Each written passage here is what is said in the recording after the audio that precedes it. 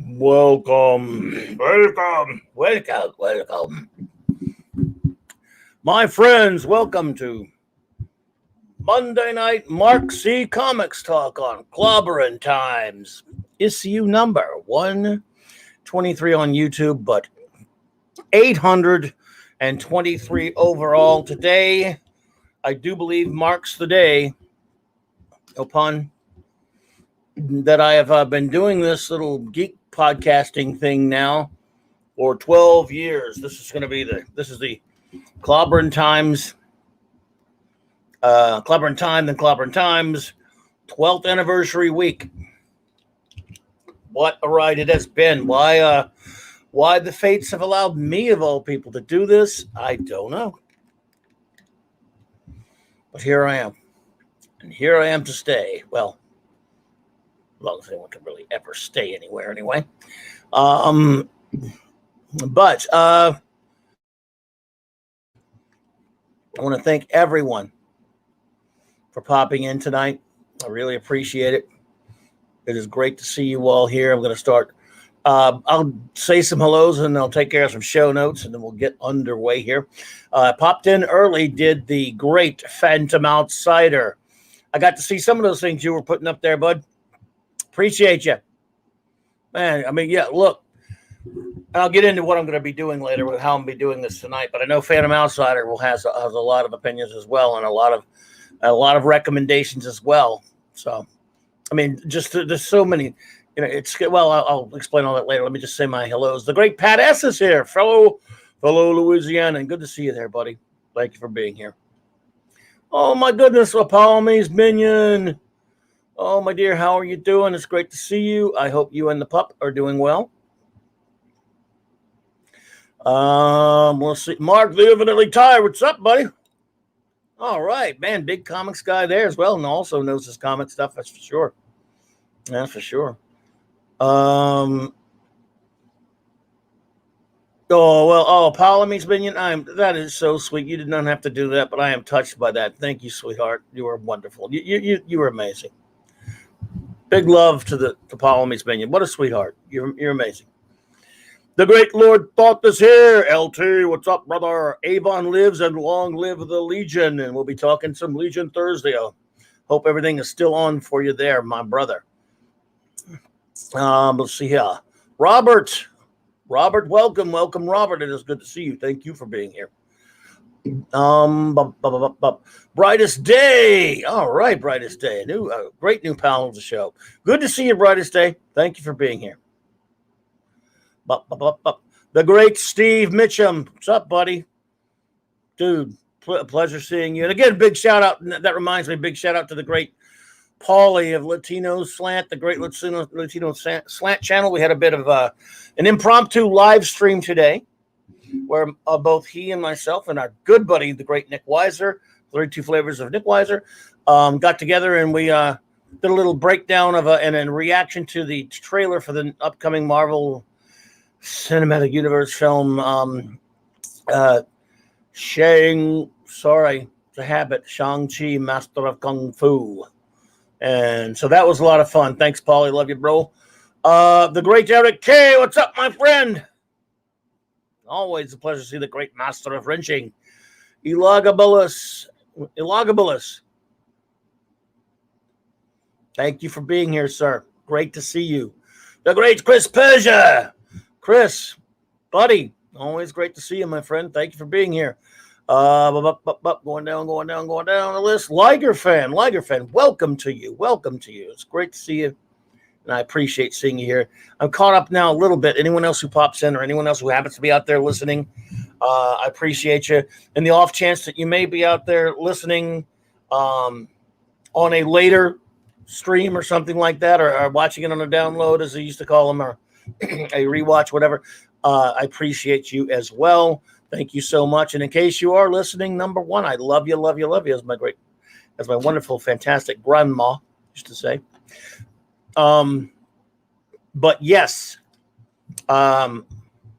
Nick Weiser does in fact rock. He absolutely does, Pat S. He's a good dude. And I always forget. Sometimes I forget this, and I'm sorry. Kudos and big thanks to the great Stone Loki, my good buddy Stone Loki, of Loki's Mountain Mornings of Mischief. And tomorrow,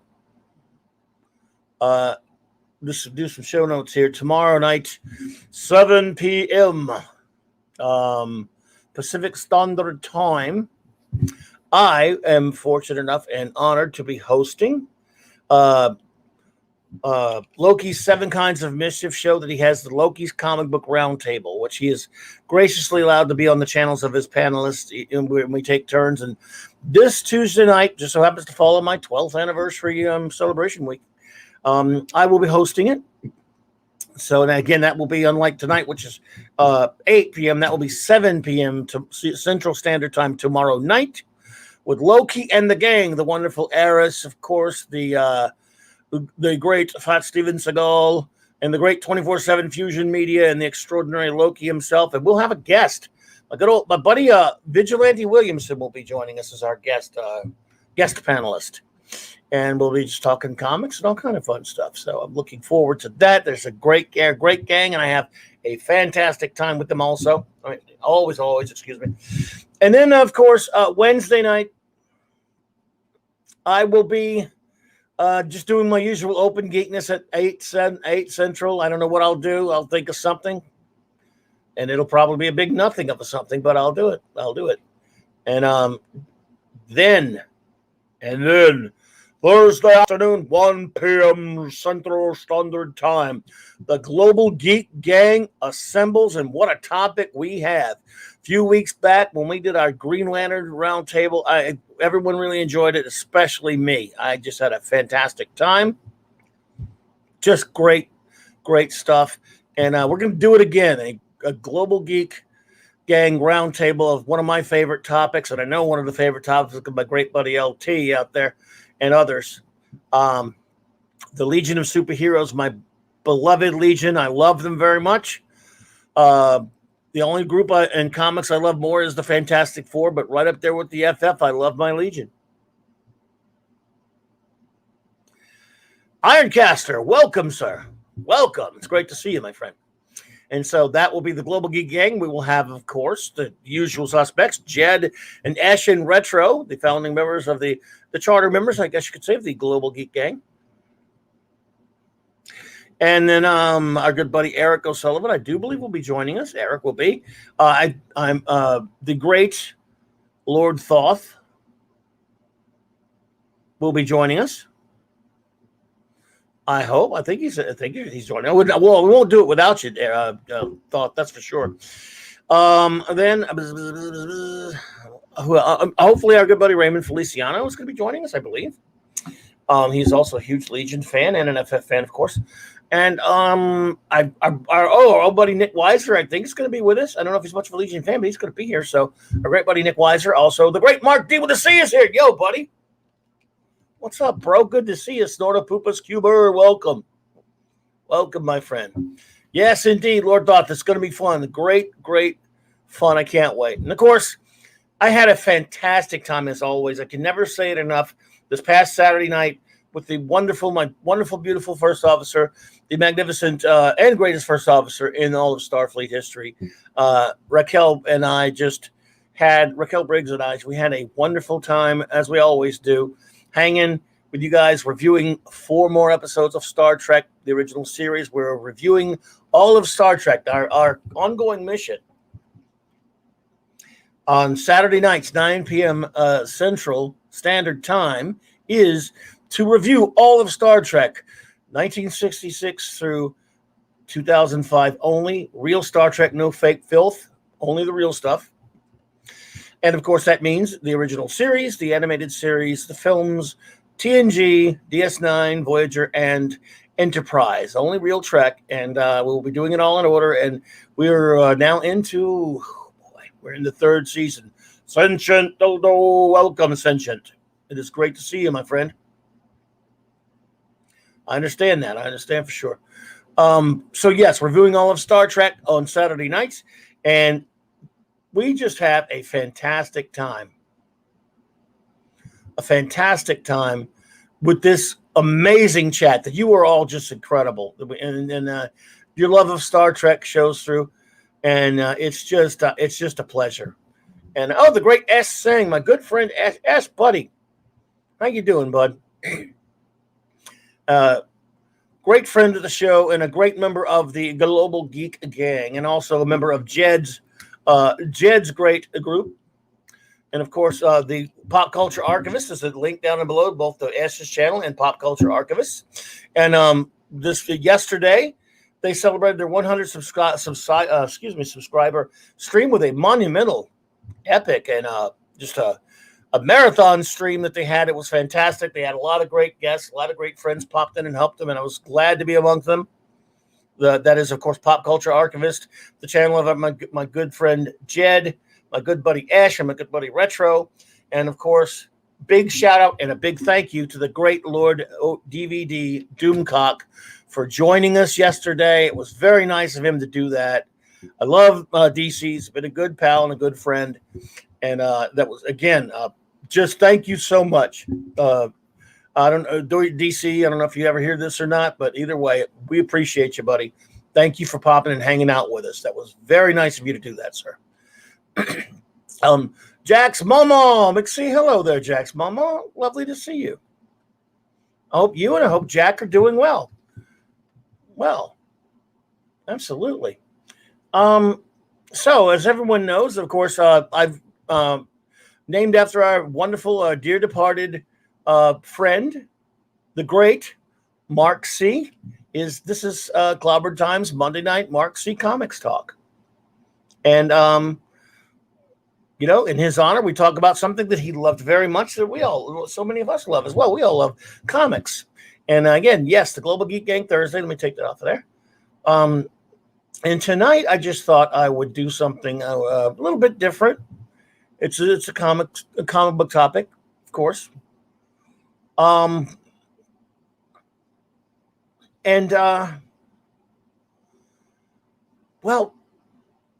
we talk so often about how garbage, just how horrible the comic book industry is right now.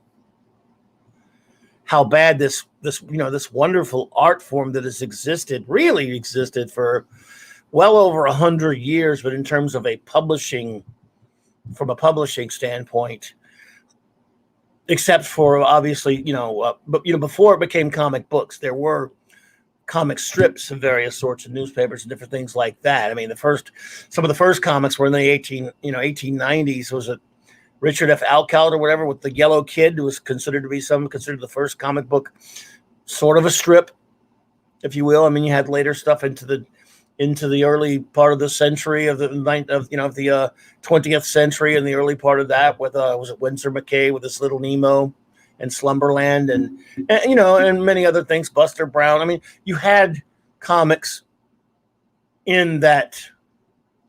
I mean, they existed and they were in papers and things like that. And then into the early 30s, as many who know comic book history, some of the comic book companies that started to crop up, the first comics like Famous Funnies and other things like that were actually just newspapers, prints, strips, cobbled into comic books, compiled into comic book form and sold as comic books. And when some of the comic book companies started seeing that selling in the early 30s, some of them funded by criminal organizations as fronts, started up opening some of these comic book companies. And, not too, and again, it's a long, convoluted story, but just saying, not too long, we started getting comic books. National periodical publications, was it one of the founders, Malcolm Wheeler Nicholson and people like that who started it. But anyway, so comic books really as a business and as a publishing form, the art form itself and comic books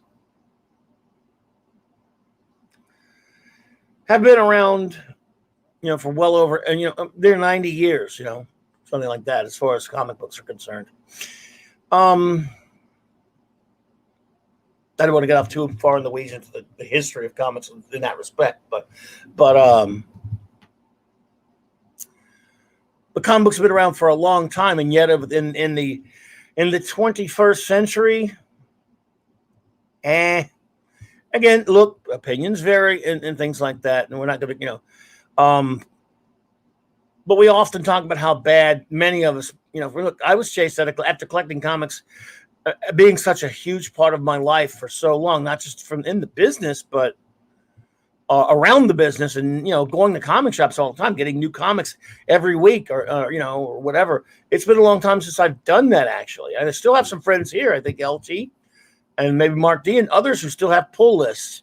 You have to be a regular comic buyer to even know what a pull list is, but that is your local comic book establishment shop carrying the new comics, pulls aside from your folder the comic books you like reserved for you every month. So it's a pull list. Well, they still have those in a lot of comic shops, I suppose. I haven't had a pull list in forever. It's been so long. But some of my friends still have them. I mean, I have no use for one because there's nothing coming out that I care about personally. But, and we talk about, and there's a lot of talk about, and deservedly so, how bad this art form has become because it has been overtaken. It has, no, it's true. No, it is true that it is, and this needs to be said, that it's been overtaken by, SJWs and politics and things like that. Yeah, Lord Thought still has a pull list, so some do. Wow, Pat S. his pull list ended in 2005. Mine ended around 2010 or 11 or something like that. The Screw 52 made me just stop pulling any regular comics. What's that, Ash? Is it pull list of all the women that have pulled? Oh, dude, come on now. Ash, it's late, isn't it? You. Oh man. Oh yeah, Mark DWC still has one as well, but a Phantom Outsider said he hasn't bought any new comics in 7 years. I haven't bought very many new comics over the past couple of years. I mean, almost very little last year. One here and there. Certainly, I don't warrant having a pull list, and haven't for a long time. But there was a time, 40 some odd years, whatever it was, I could not even conceive of myself not going to the comic shop every week. At least since the advent of comic shops in my area, which I helped start back in the early 80s. So it was a time, at least from around 1981 on up, when my first experience what a comic book shop was, first learned what a comic book shop was down here and helped start it. Worked in many, owned one. I may as well say it because I get picked on when I say it anyway. And helped run others and had friends that owned them and all that kind of stuff. It was at least about 30 some odd years, and I loved comics way before that, but just going to comic shops every week. So comics, and we hear it a lot, we talk about it a lot. They're not very, for me, they don't do anything any good anymore, to be honest. I think the last new comic I bought, I love the Orville, and Dark Horse has an Orville comic, and it's actually pretty good. And I think I bought those 2 issues of that last 2-part short little 2-parter they did or whatever for the Orville comic. And I was buying Star Trek Gear 5 for a while and kind of dumped it. That was last year sometime. I was buying some of those facsimiles they've been doing, which are reprints, so that doesn't count as buying new comics. Once in a while I was buying some of those dollar comic reprints. So in other words, new comics, again, and it's for the most part as a regular new comic buyer, it's been decades since I've been one, and before that, if you told me there'd ever be a time I wouldn't at least be buying anything on a regular basis, I just wouldn't have believed you. So tonight, what I'm going to do, and you got to understand something here. There's still, before that, there's 60, 70 years of a lot of great comic books, great series. What I'm going to try to stick with doing is try to name some that aren't as talked about as much. For example, I'll touch on some of the great Alan Moore work. Well, Carlos and I did a stream a number of months back where we did pretty much talk the whole history of Alan Moore's work, some of his great work. So while I'll talk about some of that, that's still pretty well-known stuff. I'll definitely point some of that out and recommend it. And what I mean by recommend, everyone, is this. Personally, I'm not much of a big recommender. I know it's not a word. I'm sorry, Raquel. It's not a word, And you were a wordsmith, and I'm not. Or you may be a word Jones. I don't know. But I don't recommend all that often. Because you get in kind of that trick box. If you enthusiastically go to your friends or anybody, go, hey, you gotta read this. Oh man, you gotta watch this film or whatever it is. You gotta. That's always kind of a lot of the times they're gonna be like, hey, you told me this was so good, it wasn't all right good, or that was crap. Even vice versa. If I think something's a total piece of crap, someone says, hey, I heard you didn't like that crap there, and you said that was crap, so I shouldn't watch it, right? So I'm not telling you not to watch anything or read anything. I'm telling you I didn't like it. I thought it was poo-poo, and hey, you might like it. Even if I know you very well, I'm like, look, I think I'm telling you what I think.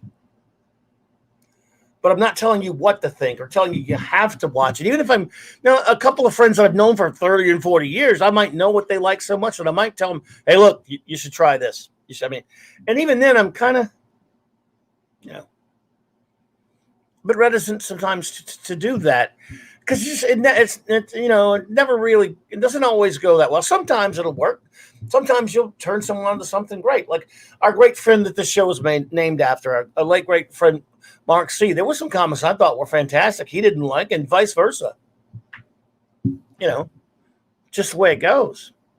So I've always been kind of hesitant to recommend things, but since things are so bad with comics now, and maybe recommending the word I used earlier, maybe that's the wrong term to use.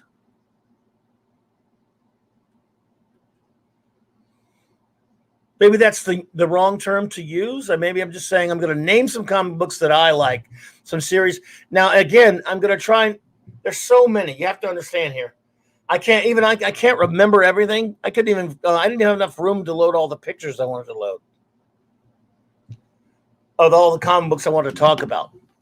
Now, a couple of them I want. One of the big plans that the great Mark C. and I had was to do some comic book review shows.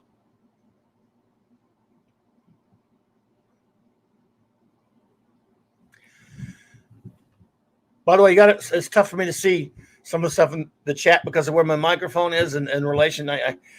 So I'm not. I don't avoid your messages. It's just tough for me to see because I'm way back from my computer screen because of this stupid way my desk is put together, and I can't clamp the. It's a long story. My mic, I can't clamp it on, so it's sitting on the desk in front of my. That's long. Never mind. Anyway. So we did a couple of shows where we reviewed a couple of comics and went in depth on them. We did a bit of a deep dive on them, if you will. And we had planned to do so many more. We only got to do 2. And of course we did a lot of other types of shows together. We did a review show of The Coming of Galactus, the first Galactus saga, the real one, the best one.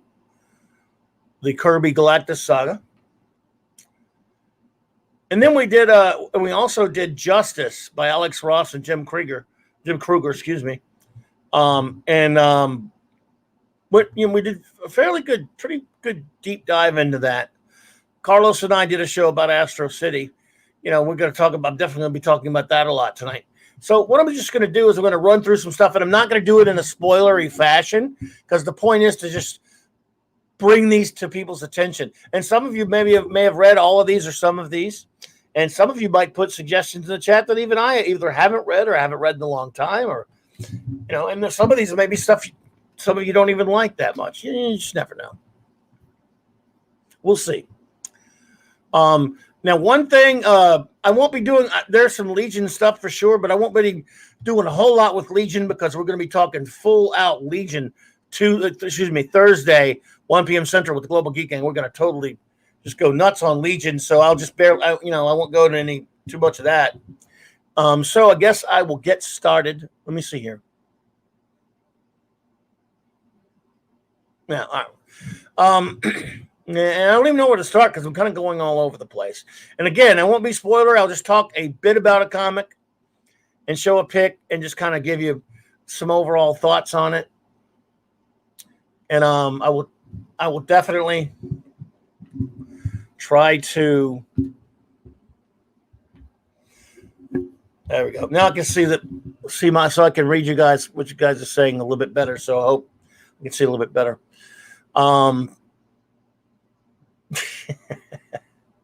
No, damn. All right, let's see here. Yeah, so modern comics are crap. So let's talk about some good ones. At least ones I think are good. You might not think these are good. We'll find out though, because I will definitely try to watch it. Remember what you guys are saying. But first, I got to go to my picks here. I tell you what, I'm going to go quick with an oldie. And I'm just, again, when I talk about these, they won't be spoilery if you haven't read them or anything like that. It'll just be a basic, some things I like about it, and I'll show you a pick or so. It's going to be all over the place, folks, all over the eras. But most of this, I don't know, maybe all of it will be from a completely different century, if you know what I mean. Not all of it, but most of it. Let's just be honest.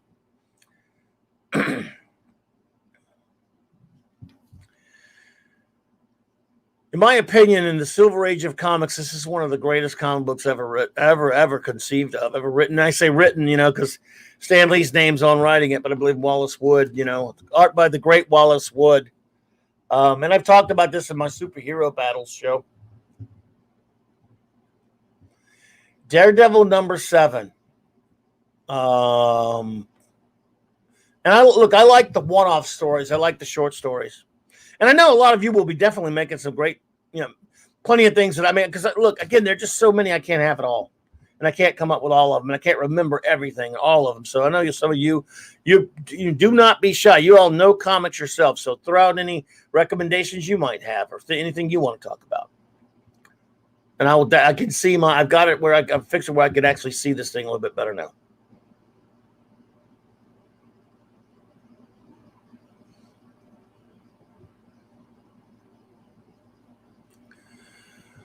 Wallace Wood with some Stanley accompaniment in terms of dialogue. Submariners pissed off at the surface dwellers. And for some reason, he's not, for some reason, all the other superheroes are busy. You ever want, look, if you read superhero comics, you probably, especially when you're a kid, and a really, really monstrous threat has hit. And there's only one superhero, because that happens to be that superhero's title that you're reading, that can deal with it. And you wonder at some point, well, where are the Avengers, or where's the Justice League? And you go, well, they're not in this story. That's where they are. Not in this story. But look, superheroes could only be, at this point, there weren't that many superheroes in the Marvel Universe. There were some, yes, of course. But they were busy. What can I tell you? So it's up to old Hornhead to come. And this, of course, will be the debut of his red costume, by the way. Matt Murdock gets involved. I'm not going to go too far into the story. But basically, because he tries to convince somebody to go by legal means. If any of you remember the story, and eventually, when that kind of falls apart, it's kind of just a fight issue. But look at the mismatch here. The mismatch here is just extraordinary. I mean, Daredevil has no superpowers in terms of physicality. He has his training, and back then, there weren't martial arts and ninja training and all that stuff that Frank Miller gave him later. His dad was a boxer. He was acrobatic, of course. Now, retroactively, they added things to his origin, but and of course, his radar sense would be the closest thing was certainly a superpower of sorts, absolutely, because he was blind. But yeah, and I love Daredevil. Look, for the first 16 years of his existence, Daredevil was a fun-loving, happy-go-lucky superhero who was truly the man without fear. This is a blind man that jumped off of buildings and stuff.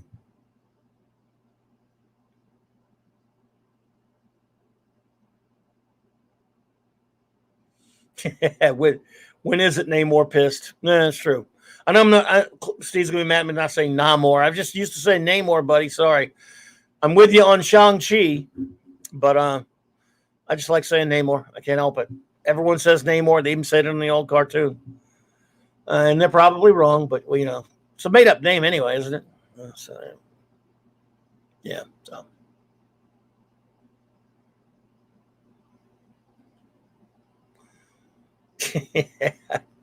Werewolf reference, MST3K. So basically, Subby goes on a rampage, and there's no FF to fight him, no Hulk, Avengers. So, yeah, it's up to DD, and DD has no shot. This is again, we're talking about Submariner. He can slug it out with the Hulk and the Thing and Thor and, you know, and Iron Man, and has slugged that with Iron Man on many occasions. So, later. But I mean, so yeah, Daredevil has no shot, but he keeps fighting and fighting and fighting. It's one of the great scenes or panels in all of comics right here. After he's, you know, Daredevil's done everything he could, and he has no shot, and he knows it.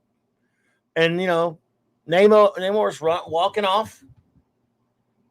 And, you know, finally Daredevil is spent. And this speech about the courage of Daredevil, this is why so many of us love superheroes. There's this anti-hero, powerful, who's been a hero sometimes, but has been an antagonist.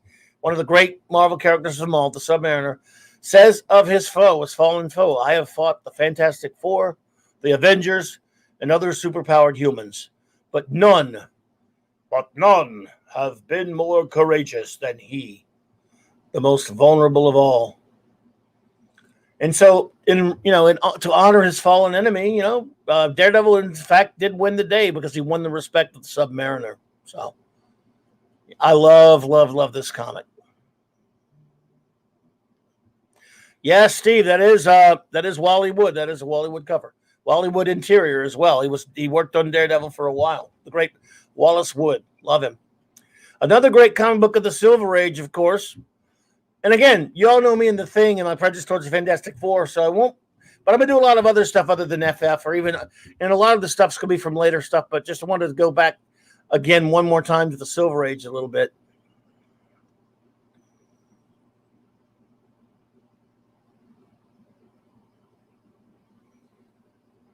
It's funny you mentioned that, Mark D with a C, because that's something we'll touch on later. I sold my FF collection a long time ago like an idiot, but I still have this one. And I have this one signed by the great Jack Kirby. This Man, This Monster. Again, like Daredevil #7, in fact, maybe even better, one of the greatest stories of the Silver Age of comics. Interestingly enough, of course, on this cover, people like to always point out, you know, on this cover, that's not really Ben. Well, that's a spoiler, sorry. But this is. And this is one of the greatest splash pages of all time. I mean, the great Jack Kirby and the great Joe Sinnott. I mean, just beautiful stuff.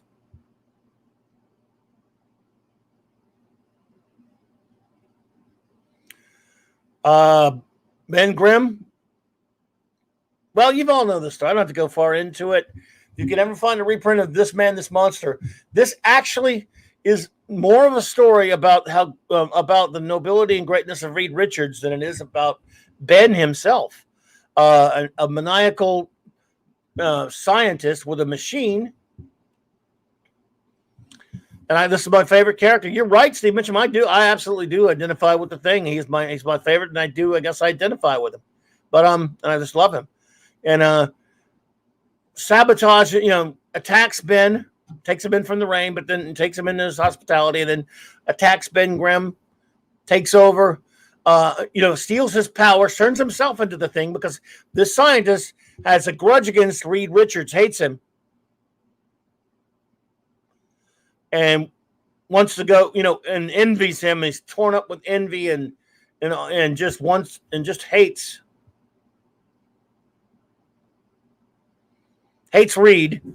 And so steals Ben's powers, goes back to the Baxter building. And what ensues is one of the true great one-off stories of the Silver Age of comics.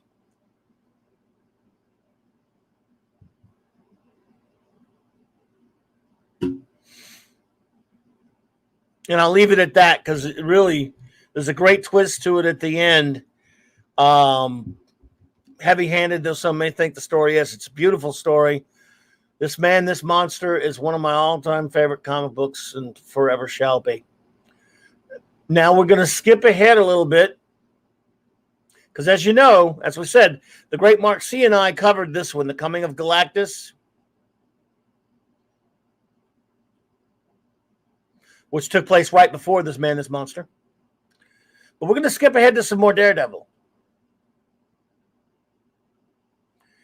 I've talked about Daredevil a good bit on this show. Daredevil,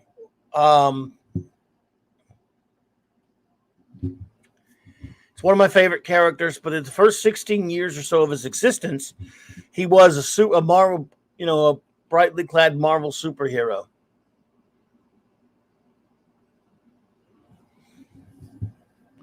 Frank Miller got a hold of him and really dragged him into darkness, but it was a great, pardon the pun, not pun, pardon the daring mentioning of a shitty movie, but he did darken the character and darkened all of comics. What Frank Miller did with Daredevil changed all of comic books. After he took over the writing chores, he was just drawing the book for a while with Roger McKenzie. The book was bi-monthly, about to be canceled. The Miller phenomenon saved the character. Or the series.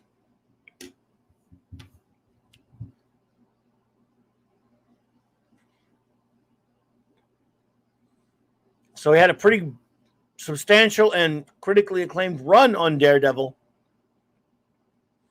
in the early 80s, late 70s, early 80s, for a few years. And that's what propelled Frank Miller to superstardom. Then he left the series for a while. Went to DC. Yes, Ash. My mistake, Ash. Sorry.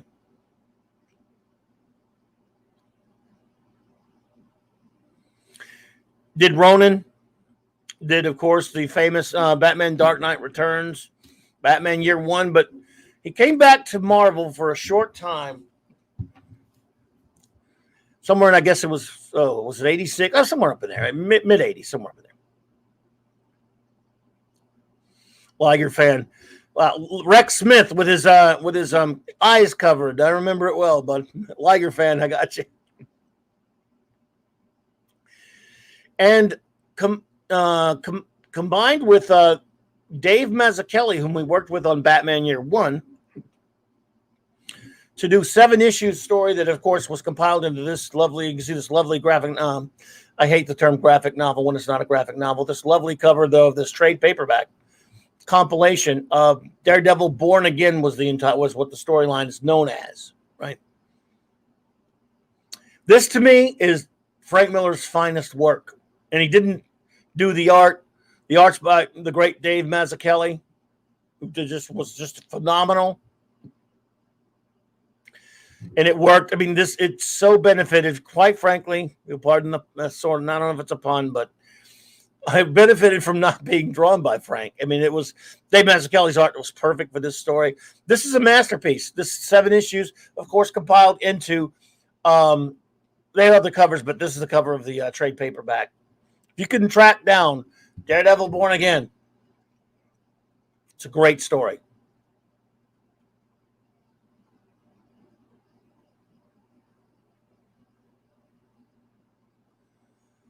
Great story. And yeah, I just love it. It's funny, in the Miller run of Daredevil, Frank Miller sort of co-opted Spider-Man's villain, the Kingpin, to put him in Daredevil. And he became sort of a Daredevil villain in a sense, obviously. But he was originally a Spider-Man villain. But Kingpin, of course, destroys Matt Murdock's apartment, blows it up in the first issue, and then his costume with him and everything. And they just love that ending of that first issue when he finds his costume completely torn up and burned up and everything. And he didn't know who did it at first, but, there were people, before that, all through the issue, they were running Matt Murdock's reputation through the mud. Miller, could be brutal. And the Kingpin was trying to destroy. He, of course, knew who Daredevil was. He knew he was Matt Murdock. Seems like everyone found out who Daredevil was eventually. But I love that last panel where, he didn't know who he was dealing with at first until it was blown up. And he said, he thinks to himself, nothing about this says mobster until this, meaning the destroying of his building. He says, nice piece of work, Kingpin. You shouldn't have signed it. In the forthcoming issues, dealt with the degradation of Matt Murdock. And it's funny, Frank Miller talked about it later, and he said, for a number of issues, there's no costume. He destroyed his costume in the explosion. And Miller said Marvel was always nervous. Are you ever going to put him back in the costume? It was only a 7-issue run, but it's a mass. To me, it's Miller's masterpiece. He has never written anything better, in my opinion. And I loved his initial Daredevil run. Don't get me wrong; I thought it was great. I think Born Again's a better story. That's just me. Maybe opinions vary on that, but I love this comic. I like it better than Batman Year One, and I like Batman Year One, except for some of the things he's done. Stepping back a few years, this is one of the most brutal yet touching and heartwarming comic books I've ever read in my life. This is actually a graphic novel because, again, people say graphic novel. They go to Barnes and Noble and it says graphic novel section. When all these, all of these quote unquote paperbacks that are 90 some odd % of them are compilations of comic books compiled into a trade paperback form or hardcover form, which is fine, by the way. I know this is just kind of an inside baseball, who cares type of thing that only people that are really, I guess either been near the business or whatever, give a crap about. But Marvel did have a series, as DC did and others, of graphic novels where this story was not in a comic book form originally. This is its original format. A relatively thin, 8x11, I believe, or close to magazine size, cardstock, high print quality comic. And I was, sorry, Eric K., I got to say it. I was working in a comic shop at the time, running one, not owning one at that point. And this was 1982 or something. And something like 20 some odd thousand or so of these burned up in a warehouse fire. But we were lucky we got ours. And of course, later there have been many printings of it. But I remember when I got this thing, I'm like, the death of Captain Marvel? What are you talking about? No. Darius Munchausen, welcome, sir, welcome. And this is a brutal comic. I mean, because, hail, your Muslim uncle, welcome. Your Muslim uncle, good to see you, my friend.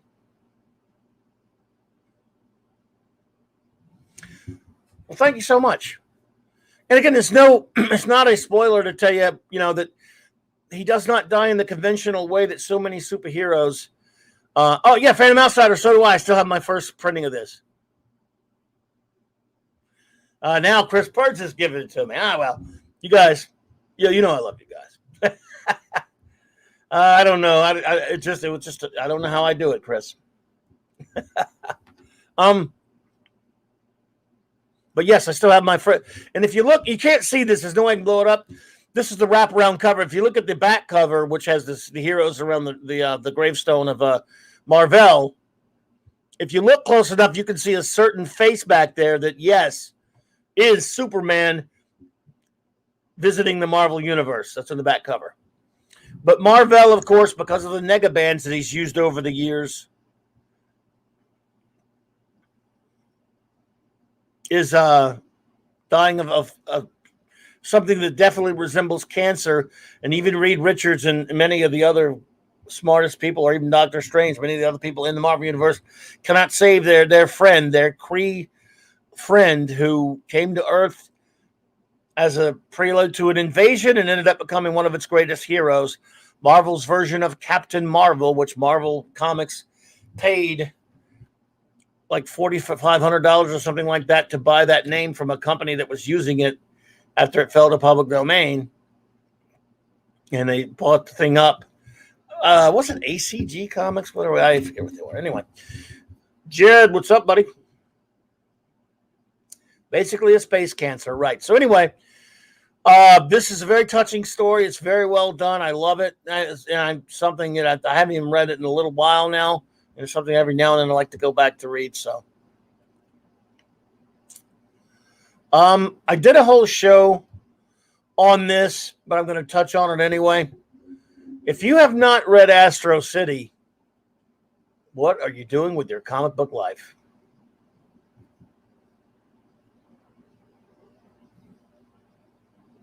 Okay, it was Nitro.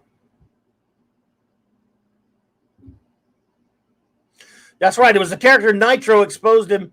Nitro was a villain that was an accident, exposed him to that gas that messed up Marvel. Wasn't the Negabands? Did they think it was the Negabands? I don't know. Look, Phantom Outsider has a way better memory than I do. He's already proven that. So good. Astro City, in my opinion, and no, this isn't a, this is my opinion. If you don't like it, fight me. I don't care about that. This is probably one of the greatest usages of all of the best superhero archetypes and tropes ever done. And you know I love a lot of Alan Moore stuff, but a lot of Alan Moore stuff, not all of it, some of the stuff isn't, but a lot of it is deconstructionist. Watchmen is deconstructionist, and Marvel Man sort of is as well. Marvel Man / Miracle Man. And again, we did an Alan Moore show, so I'm not going to go that too far into Alan Moore. And we've done an Astro City show, so I won't go too far into it. Suffice it to say, now it's over 25, 26 years now since Astro City came out. And this here is the first 6-issue miniseries. When I bought that thing back when it first came off the rack, because of a comic we'll be talking about later that Alex Ross got his start on, Marvels. I saw this art. This is by the team that did Marvels, and I should have did that first, I guess, but I wanted to touch on this a little. Astro City is some of Astro City is some of the best comics I've ever read in my life. Certainly some of the greatest superhero comics I've ever read.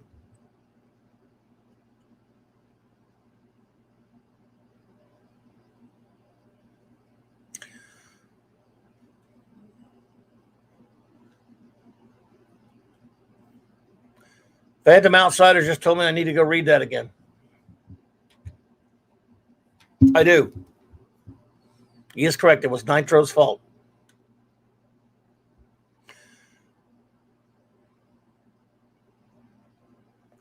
Astro City. It blew me away then, and it still does now. These stories, Astro City, of course, is the fictional name of a city that is something of a hybrid's a good word there, Mike Beat.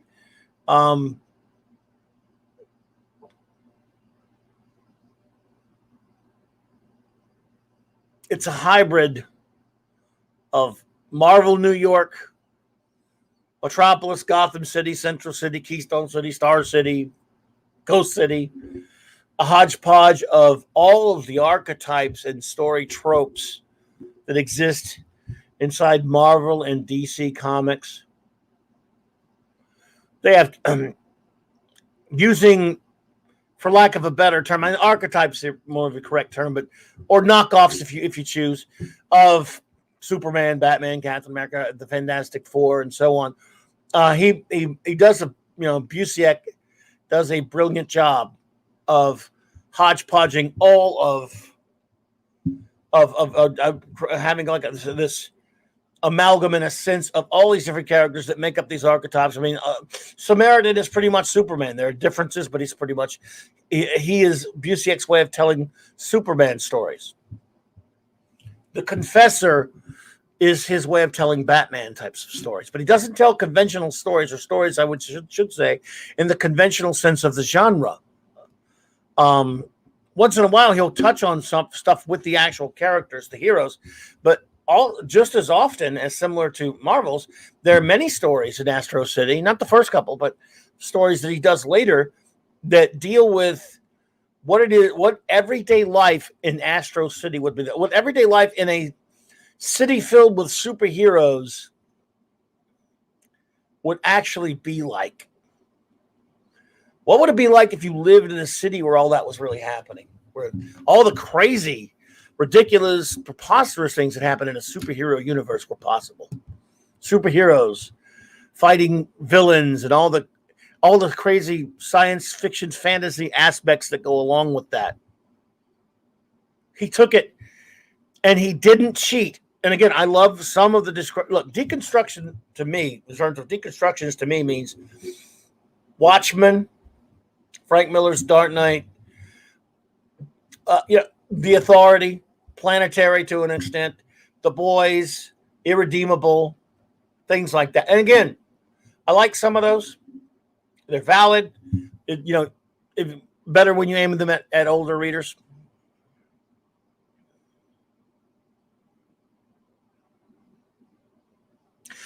But when you do that, when you go the deconstructionist route, you can be as serious and adult, quote unquote, or mature as you want with your story. Some writers, and Moore's done it too, by the way. Moore's done this on both sides of it, the deconstructionist side and just within the DC framework, he's done it. Well, Busiek brilliantly deals with these stories on an extraordinarily intelligent level, and yet never goes outside of the confines of the genre. Characters look like superheroes you would see in other universes. They act like it in a lot of ways. And yet they're written on such an extraordinary level. This is some of the best writing I've ever seen in comics ever, because it's really easy to do the nihilism, to do the Mark Millar or the Warren Ellis, the Garth Ennis type stuff, and just be, ugly and just, and again, not saying some of that's invalid. I'm just saying it's easy to do that because you don't have to really play by any rules. He can write far more sophisticated and intelligent stories, as Busiek with Astro City, without resorting to any of that. He stays faithful to what makes superheroes, their ideals, and how special they are, and their symbolism, and everything. And that's why Astro City is one of the greatest comics ever made. For the superhero genre, nothing stayed within the confines of the superhero genre and told better stories ever than Astro City, in my opinion. Mike, I don't think they have omnibus yet, but they're all in trades and hardcovers. And for Astro City, Kurt Busiek's Astro City is the proper title. Alex Ross helped create a lot of the images of the characters, and he did all the covers, almost all the covers. But the interior was done by Brent Anderson, who was excellent, by the way. He did one of Marvel's early graphic novels, X-Men, God Loves Man Kills. He did, of course, the direct sales Kazar series in the early 80s, which was really good. Kazar, someone liked to call it. I guess Kazar, whatever you want to call it. It was Kazar the Savage. It was a great comic. Somerset Holmes for Pacific Comics. So he's been around, Brent Anderson, but his claim to fame, or is one of his biggest, I think, anyway, is Astro City. That's my favorite. And there have been so many great stories from Astro City. I can't even, again, I don't want to spoil it. We did a video. We did a stream, Carlos and I, about just, singing the praises of Astro City. This special right here, I would start to gush about how great the story is, but I would want to ruin it. I would want to spoiler it. And all these are in the hardcovers and in the trades in order. There was this original 6-issue miniseries. Then they came out. Well, this was supposed to be take place before it, Astro City 1/2. And initially you had to order it through Wizard magazine. You couldn't get it off the rack. And I remember it took me a while to get that sucker. Boy, was I pissed. And anyway, years later, or not too long later, they did the regular series for a good while. What a great story this was about Steeljack, a reformed supervillain who's trying to go straight. And boy, was that not easy. Again, he dealt with these stories like, yes, they're taking place in an extraordinarily real type of feel and circumstance, and they look like a comic book world. He blended those two elements beautifully and perfectly. And he never skimped on the comic book aspect of it. Later, he did a couple after the original run of the regular series was done. he brought it back as a couple of different miniseries, Dark Age, and a couple of specials, different things like that. And then in 2013, Vertigo, he went to Vertigo with it and did about, maybe 40 something issues, if I remember right. And it actually came out on time because this comic took forever, although and throughout its early history, when it went to Vertigo, the Vertigo run's not quite as good in my opinion, but they still had some. Well, there are a few that stand up with some of the early Astro City, including stuff like, well, for example, there was an issue, a two-parter about this woman whose job, her career is working for basically the Honor Guard is basically the Justice League in the Astro City universe. And she works for them as an operator. Like people all over the world work for them as operators, sending them to various things. And I mean an operator in a sense like a phone operator. It's that complex. They need it. And they did a 2-issue story about her. And they did a lot of stories that weren't about the heroes, but about people, what it's like to live in an actual real Marvel or DC universe. It has all those crazy things going on. Sometimes they would do stories that actually dealt with the heroes, other times not. What it would be like for people to live in such a universe where anything goes in terms of superpowers and things like that. It's absolutely masterful. I hope he brings it back. It's been gone for a few years now, and he's been planning to do some more. But Kurt Busiek's Astro City, Busiek's done some other great comics, but he's never topped Astro City in my opinion. But there's one thing that's close. And I dearly love it. Let's see. It was I was being texted there. I don't know what. So yeah, Astro City.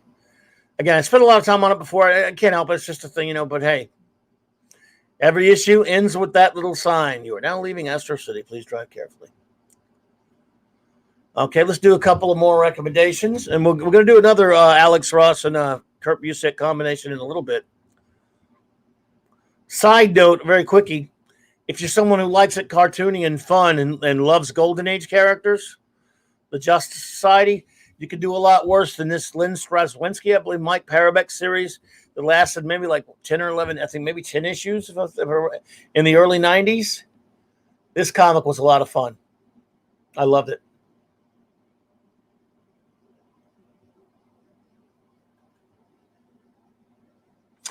Yeah, well, not so much putting himself in it, Mike, putting real people in there and telling and showing sometimes from the point of view of normal people what it's like to live in a crazy DC hero universe or a Marvel DC, because the Astro City is pretty much like again, as I use the word, amalgam or hodgepodge of both universes, so there are he does a lot of issues that are just stories about real people and what it's like to live in a universe like that. And once in a while, he also does stories about the heroes. So, yeah. But this JSA comic right here is a lot of fun.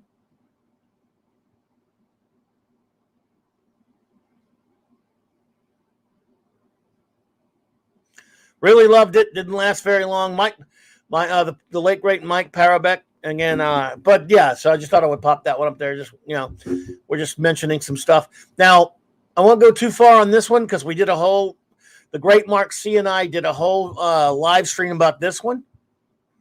This is Justice by Jim Kruger and Alex Ross and Dougie Braithwaite. You've probably seen the art from this a lot, all over the place. It came out like something like 2007, if I remember right. There were 12 issues.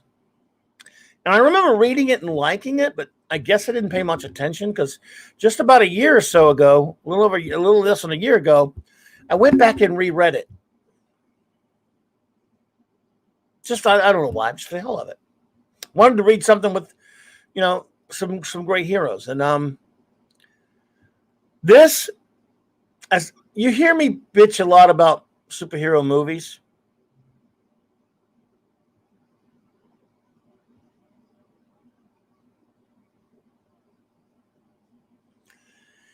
If they were to adapt this as a movie, they wouldn't do it right. But, let's just, if you want to live in fantasy land for a second, if they said to me, all right, I tell you what, if you will shut your stupid fat ass mouth up and stop bitching about comic book movies, we'll give you one.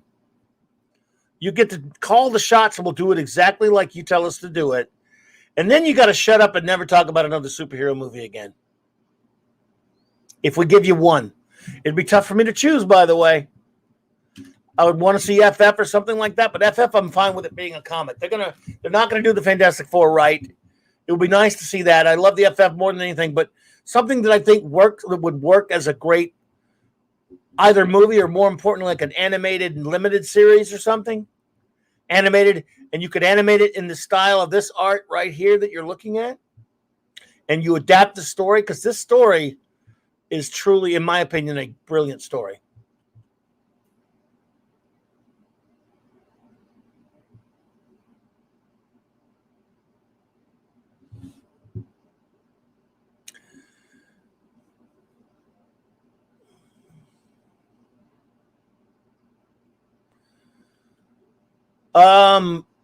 Your Muslim uncle, what is that? Sorry.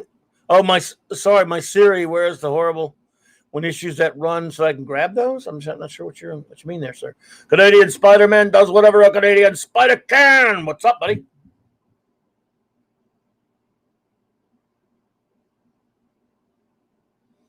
Good to see you, my friend. But what intrigued me the second time I went, and this has happened to me in my life. Look, I guess I have a bad. I go, Phantom Outsider's already proved to have a garbage memory, so I have a bad attention span sometimes. Or there have been times I've gone back to read something and got more out of it the second time, or watched something and got more out of it the second time, what have you. It's happened to me. And I liked it fine, but when I went back and read this last year, this story, and I won't go too into it because, again, we did a whole video about it, or a whole live stream the great Martin C. and I did a good while back.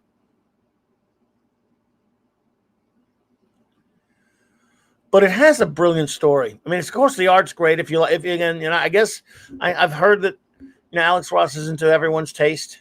I understand, but and of course, Alex Ross had a lot of help on the art on this one by Dougie Braithwaite. Just saying.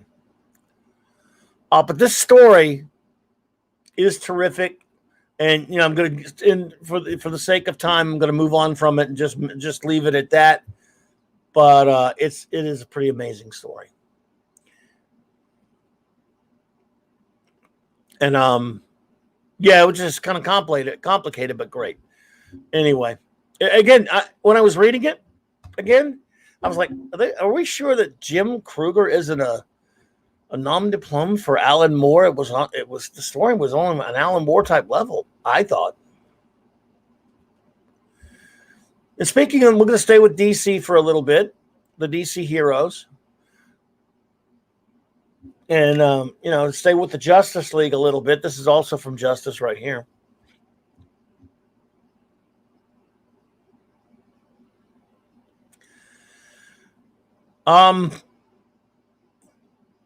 If you want to just one-off fun read from again early in the Bronze Age, I absolutely love this anniversary issue, Justice League of America number 200.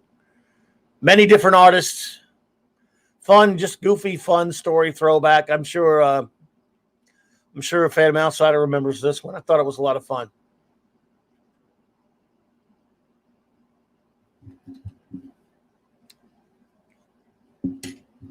Great George Perez wraparound cover. One of the great covers, man. I just love this thing. I mean, you had art by Aparo, Terry Austin, Brian Bolden. And come on, man. And they're not even, you had some Gil Kane in there, you had some Kubert. And they're not even showing it. I think there's a really great story in there by Eric Schanauer, who barely did any comic book art, very little. But he has some beautiful art in there, if I remember right. But I love this comic right here. Well, I got that thing off the rack again. This was actually, because it was a 4-color,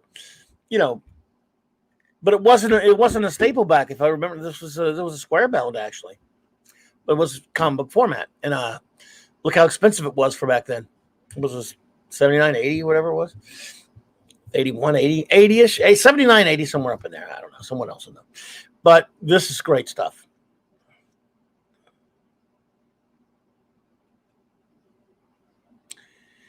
Now we're going to do a little bit more Alex Ross here. We've got a lot of Alex Ross coming up. Oh, we had another one from a couple more from Justice, by the way. I always love this. Again, this thing was just amazing. The story is truly incredible.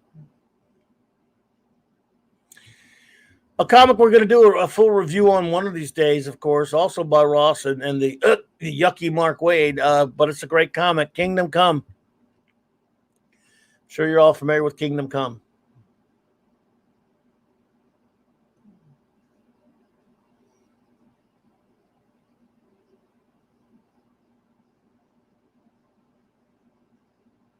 Yeah, I knew you'd remember that one. Phantom Outsider, dude, you're gonna have to come on and talk one of these days. I don't know if you like putting your voice out there or not, but you're invited to come hang and talk comics one of these days, man. If you were so inclined. If not, it's cool. Just having you here, sir, is great enough. But I mean, if you ever feel like doing it, bud, if it's ever your thing, if they will.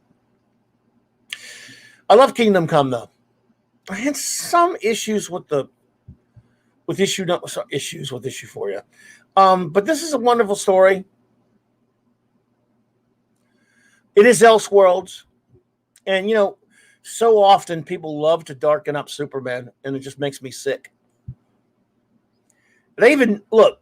You could go too dark with Batman, by the way. People don't even. That's a misconception. You can.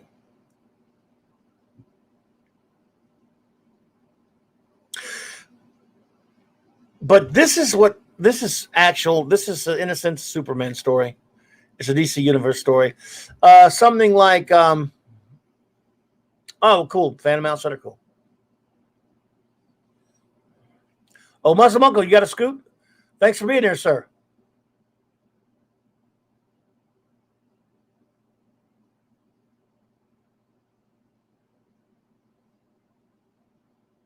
At least I saw someone in the chat say that. Again, remember, I can't see that chat window very well. I have to jump over there.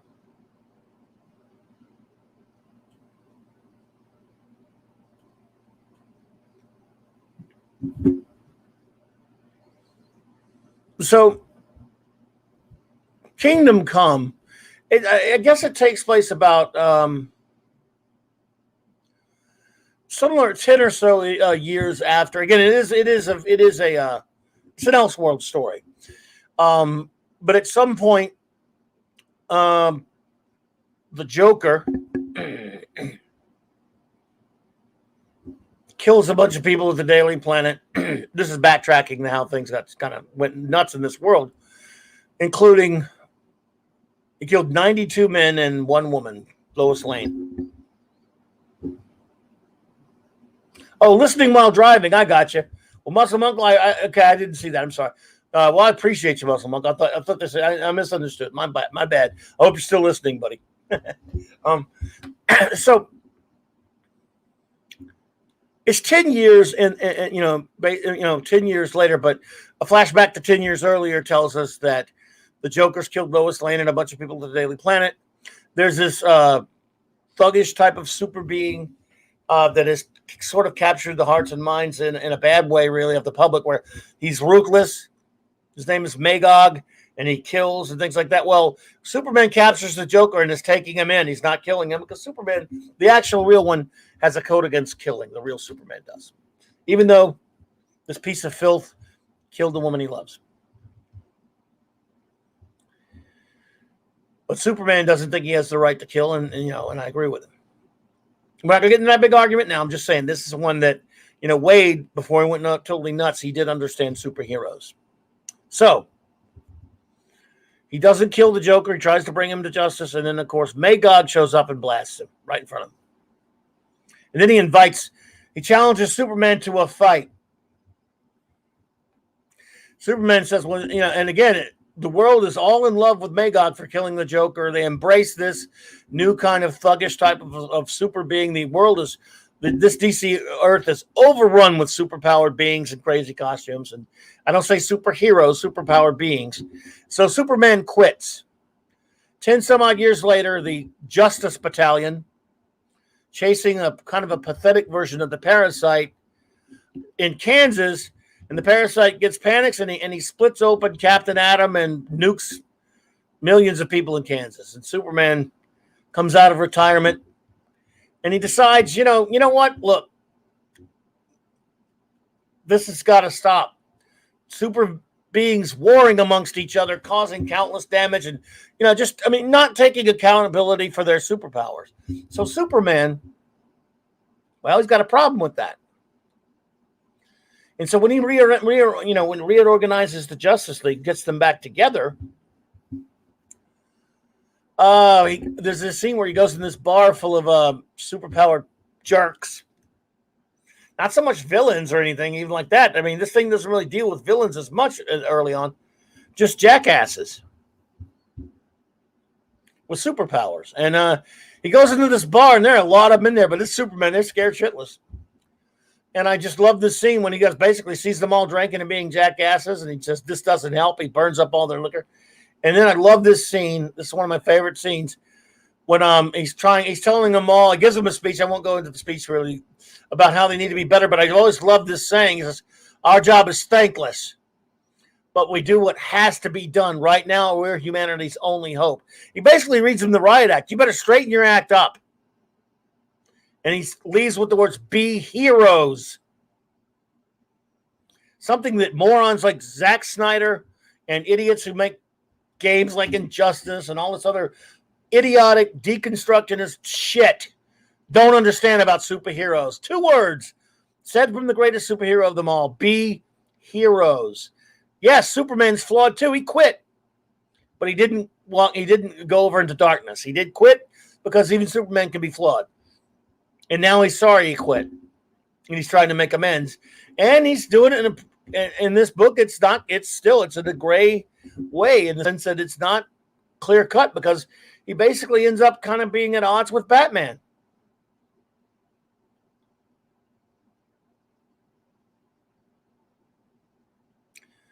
Batman doesn't agree with his approach. Shocker, right? But they both know it's coming. In fact, Superman does some things that are questionable. He creates a gulag for all these superpowered jackasses, which is like a powder keg, and the villains start to move. And anyway, the results are pretty amazing. And anyway, yeah.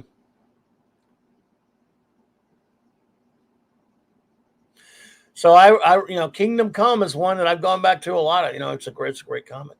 In my opinion, it's a great comic, and it's because it talks about the lovely and the amazing values that so many of us really care about when it comes to superheroes, that I certainly do. Again, Batman's got his faction. Superman has his that he's calling the Justice League, and it's coming down between them and all the baddies, and it's going to lead to war. Superman even says we are at war at some point in the book. And again, this is classic Superman right here. Wonder Woman, who is a warrior, is telling him this is a war. Because he even says it earlier, we're at war, but this is a war. And Superman says, but you can't have a war without people dying. Superman just does not want to kill anybody. I mean, that's Superman. When you take that away from him, he's just a guy with superpowers. Batman doesn't want to kill anyone either, but he's a little bit different. He'll beat the crap out of somebody. If someone dies in a fight, it's one thing. Batman doesn't murder either, in spite of all the people who like the bloodthirsty Batman. Screw you. And I love when they like to point out instances where it's happened. I said, yeah, he's been around 80 years. People have broken the character a lot. Doesn't make it right. Doesn't make it right. And Wonder Woman was pushed to this point. She wasn't always like that.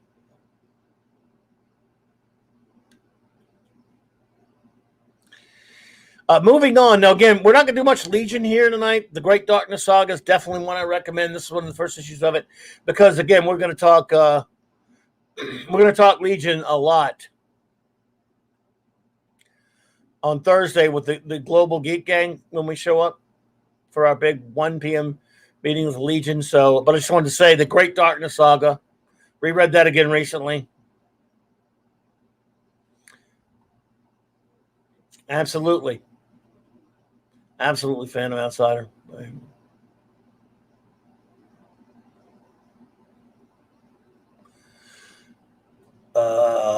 What? Okay.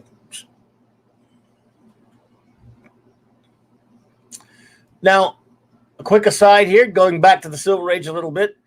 If you want just a complete, just crazy misunderstanding, Kirby fun, since it two heroes fighting because one just gets pissed off. I'm going back to the thing a little bit.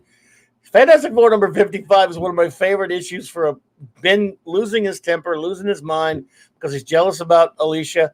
I know you remember this one, Phantom Outsider. You probably do. I know you remember it, Thoth. Not too long after the coming of Galactus, Ben punching the Silver Surfer. Fun, silly comic where it just kind of bit of a misunderstanding. So, Surly Tim, a new arrival. Surly Tim, welcome. It's nice to see you. Unfortunately, we have a crop of crap these days to choose from. Yeah, they have changed heroes to be as narcissistic as those who enjoy them. Yeah, that is absolutely a very good point, sir. Absolutely. This is a classic Kirby right here. I love this issue. I always loved this as a kid. Yes, Ben should have listened to reason, but man, look how much fun it was when he didn't. So, now here's a couple little smaller recommendations before I get to another big one. I haven't read this in a long time, but this is actually a pretty interesting comic. It's Watchmen-esque with the Golden Age characters. Great art by Paul Smith. The story by James Robinson. The Golden Age, as it's called, from the 90s. Elseworlds comic. Very grim. But again, it's an Elseworlds book. And contrary to popular belief, I don't mind a grim comic book or a story. I don't like you doing that within the confines of the character's normal parameters, but when you do it in an Elseworlds book, okay. Yeah.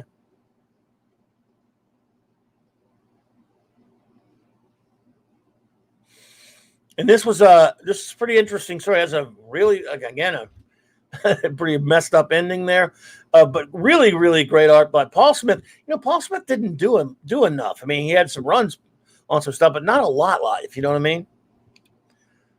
Not a gigantic. I mean, does a lot of things now, but yeah, it's yeah. So this one I thought was pretty good. Another quickie here.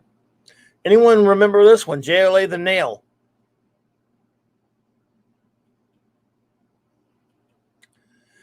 Kind of another fun Elseworld story. You know, this has been kind of touched on in other things before. I don't think this was the first time it was ever done, but Kal-El's rocket lands, but the Kents get a nail in their tire and have to change a tire, unlike in the movie where they change a tire and see it. It keeps them from going out on the road that day where they find Clark, or Kal-El, and turn him into Clark. And he's raised by, a not so nice person. We'll leave it at that. I'm a fan of Alan Davis. Alan Davis didn't do a lot of his own writing or anything. He's mostly an artist. But yeah, for want of a nail. What's that old? It's from an old poem that from want of a nail, the horse was lost.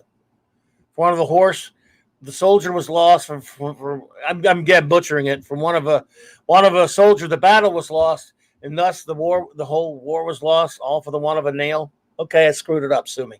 But that's what it was basically based on.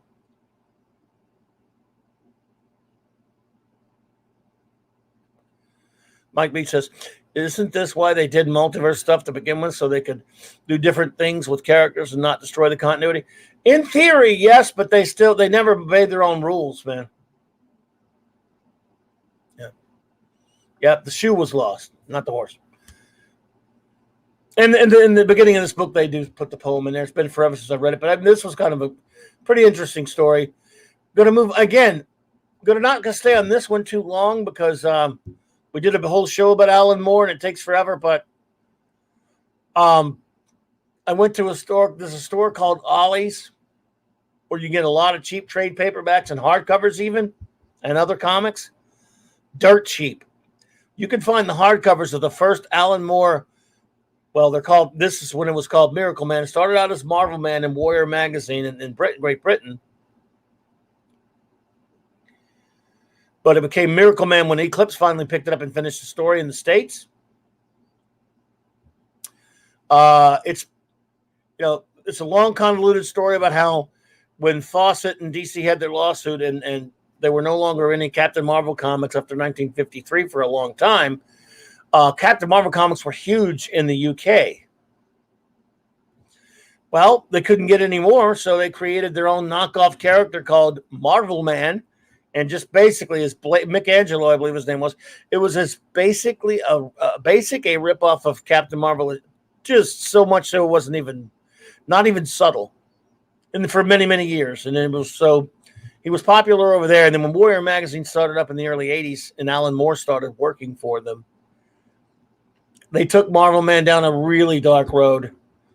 And when Moore catapulted to popularity, a superstardom in the comics industry over here for DC and just in the States in general, Warrior eventually, they printed a bunch. They did this comic for a while, but then they just left it hanging. And for many years, they left the story hanging for Marvel Man.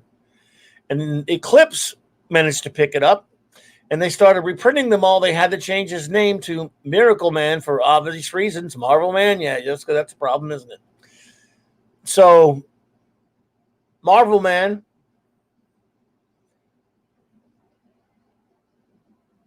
became Miracle Man over here, and eventually they reprinted these, and then of course eventually Alan Moore he was very busy. He was doing Watchmen and Swamp Thing and many other things, but he did eventually finish it, and it took forever. This right here, the penultimate issue of it, I suppose you could say. This comic book right here, for me,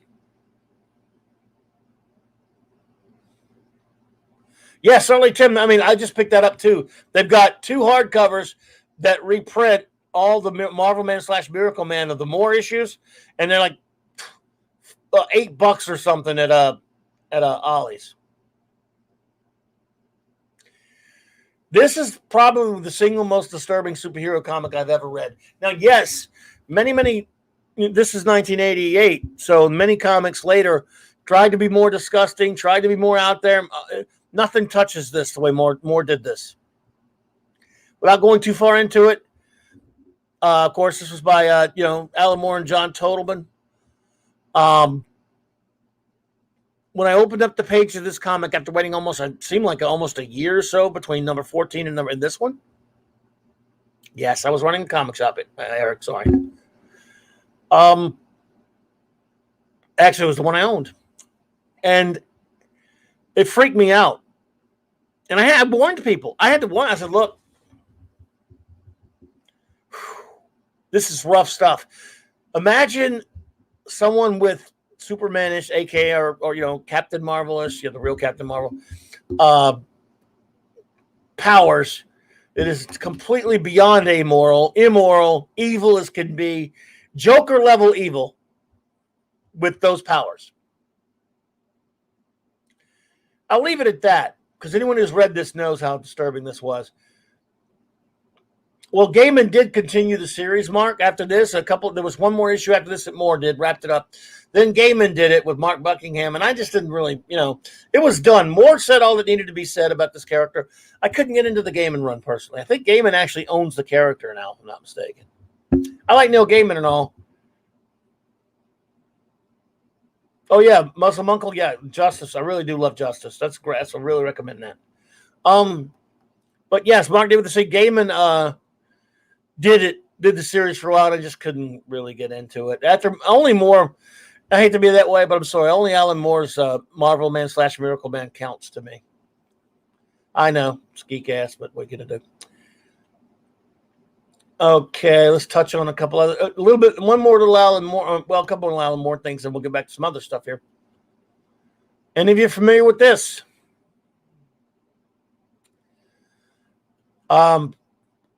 in the years after, stuff like Marvel Man, Miracle Man, Watchmen, Swamp Thing, Alan Moore started to kind of see that as great as Watchmen is a masterpiece, man. I think it's brilliant. I love it. Again, we talked enough about it here, so we don't need. Everyone knows about Watchmen. You don't have to be recommended Watchmen. If you haven't read it yet, you probably don't really want to.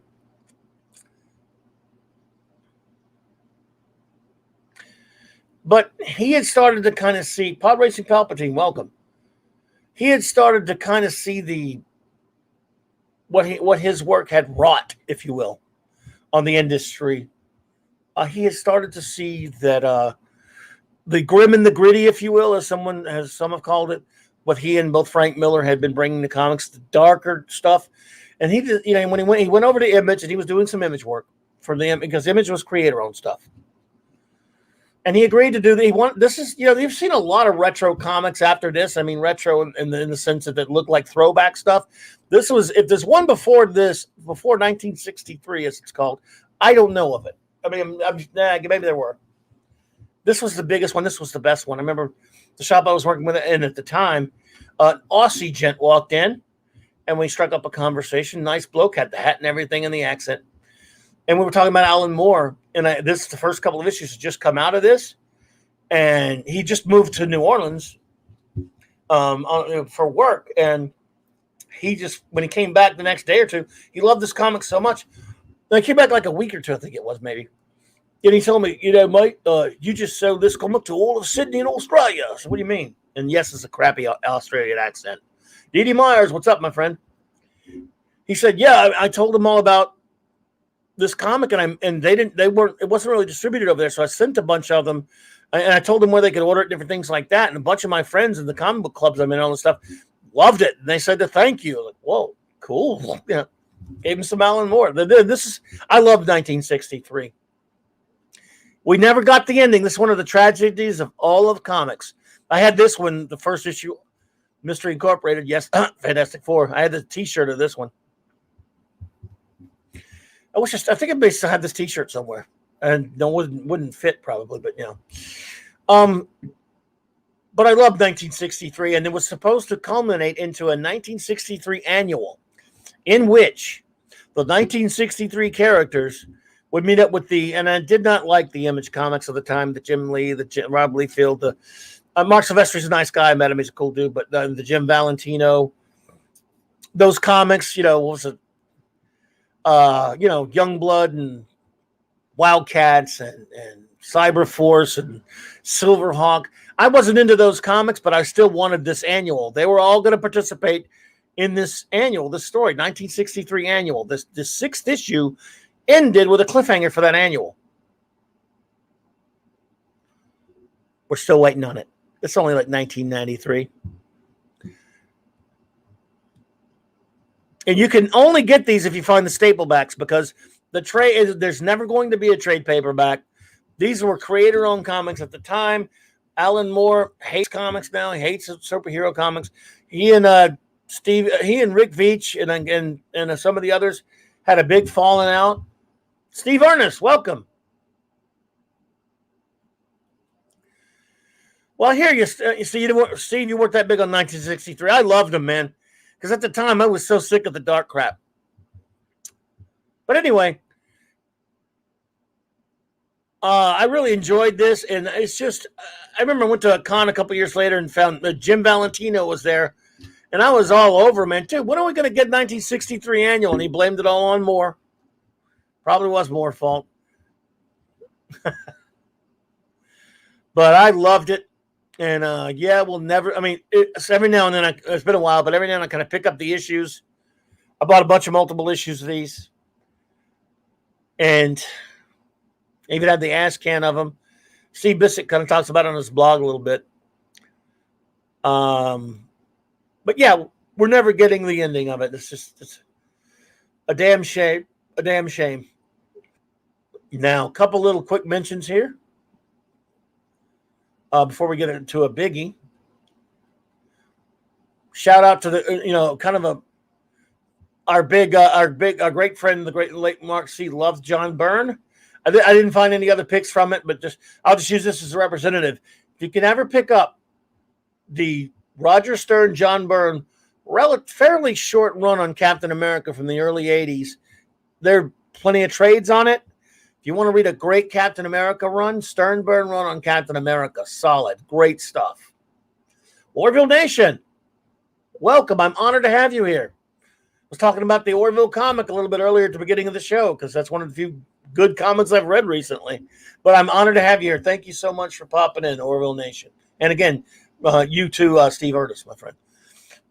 So yes, again, I'm just doing comic book recommendations, throwing them all out there. Not really going too deep into anything. The Stern Byrne run on Cap was really great. I definitely recommend it. Surly Tim, I could not agree with that more. Moore was extraordinarily talented, but he's also he was a nut, man. He's a nut. That's for sure, bud. You got his number. Okay, again, we're gonna do some quickies here, and then we're gonna jump on again, staying with Moore. If you're a Superman fan, you haven't read these. The Jungle Line, the story he did for DC Comics Presents with Swamp Thing while he was doing the Swamp Thing title at the time. Superman Annual number 11 for the Man Who Has Everything is it may be my all-time favorite Superman story, or one of them, or maybe second to this one here. Superman number 423, the Crossed into Action, was it 485, whatever it was. The last story of the Silver and Bronze Age Superman. Whatever happened to the Man of Tomorrow. We did an Alan Moore stream a while back, Carlos and I, that talked about all of his work. That's why I'm kind of just barely touching on this one a little bit. I could spend hours and hours on Alan Moore, his great work from the 80s and even into some of his 90s stuff. I once thought about writing a book about it, but not something I could probably do, but thought about it. But anyway, so that's a recommendation. Great stuff. Oh, there you go. Look, there are trades, but Phantom Outsider put up there. So yeah, it was Cap 247 to 255. It was a fairly short run, man. I loved it. I was buying it when it came out. I mean, it was great stuff. Great stuff. Little side one. Again, we're going to go back to my favorite character, Ever-Loving Blue-Eyed Thing, for a minute here. Again, kind of a tribute to our great friend, the great Mark C., who loved John Byrne.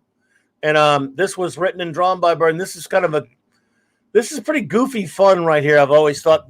Marvel 2-in-1 number 50. The story doesn't make a lot of sense. You have Lumpy Thing fighting Rock Thing. And when he goes back to meet Ben Grimm, one Ben Grimm goes back to meet the other Ben Grimm in time. But it's a fun story. It's just kind of, I love Marvel 2-in-1. It didn't always, I like Ron Wilson, okay, some of the art and stuff here and there, but I love Project Pegasus, which I will mention. I didn't pull up a picture of it. Project Pegasus, if you can ever find the trade paperback of that, I think that's a great run on Marvel 2-in-1. But this was a fun standalone issue. Thing versus Thing. How can you go wrong?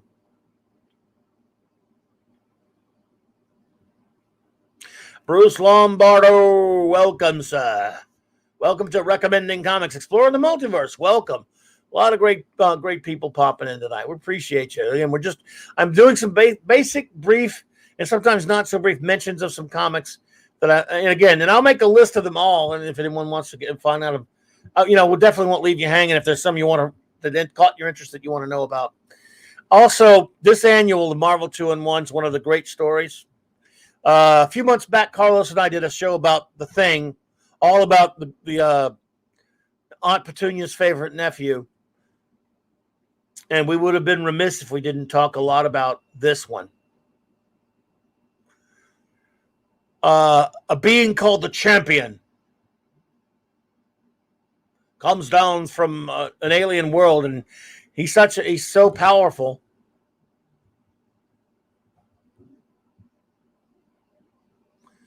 That's right, Wondar, created by Steve Gerber. You're right, Wondar became Aquarian, and then we almost never saw Aquarian again. Phantom, I don't get that. I don't know why. Bruce Lombardo has recommended this before, everyone. I'm remiss. I had not checked it out yet, but I want to make his recommendation right now. Ragnarok is one of the, because we talk about how bad current comics are, but Ragnarok by Walt Simonson is out there. Now they got some trades. I plan to get the trade soon.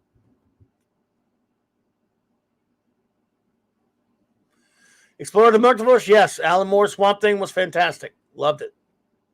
Like I said, we did a whole show about Alan Moore.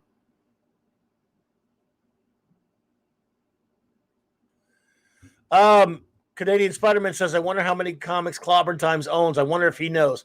I don't have a clue. Not as much as I once did because I got rid of a bunch of them many years ago, but they do tend to pile up. So I'm afraid to count, buddy. Marvel 2-in-1 Annual. This is one of the best heroic stories for the Thing ever.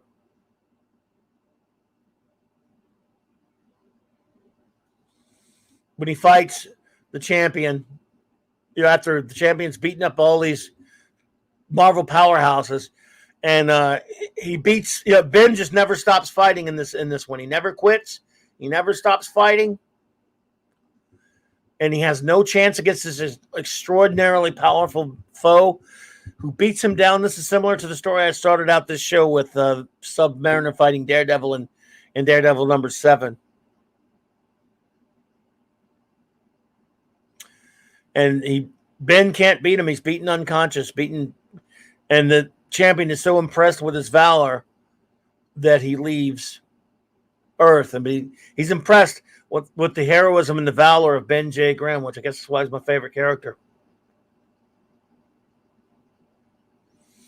Yeah, better than a Rocky movie. Let's see. I'll spell the Multiverse. Clobby, I just wanted to ask, when it was you stopped reading comics, what book was it that made you? I picked up a few here and there over the years, but the Screw 52 that DC did, it already kind of dropped out of Marvel. I've been back doing some DC books for a while. Before the Screw 52, there were a lot of comics coming out that were DC I was liking for a while. Marvel I wasn't liking very much, and wasn't grabbing a lot of those. And then DC started, after doing some good stuff, started turning everything into event.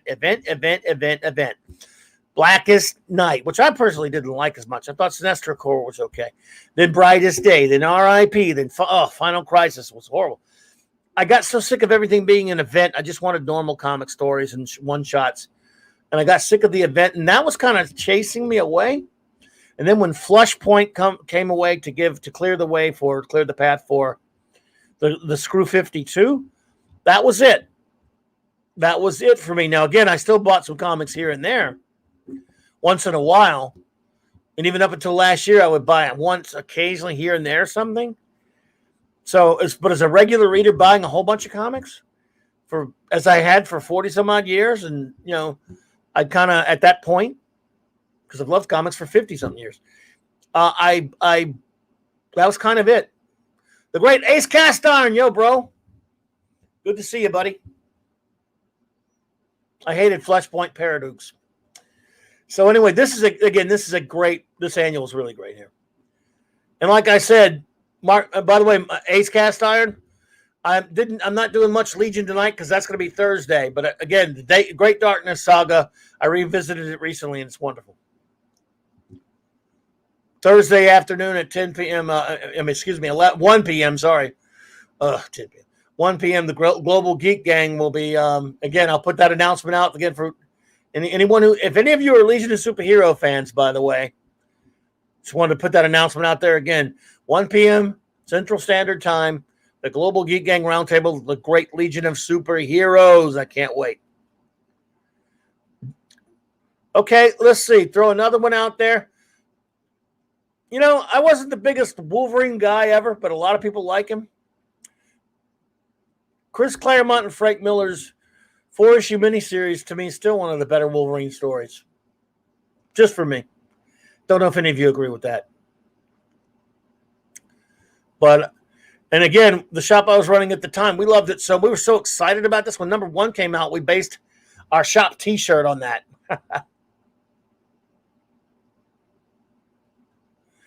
Steve Ernest says in the 90s I got into more literary.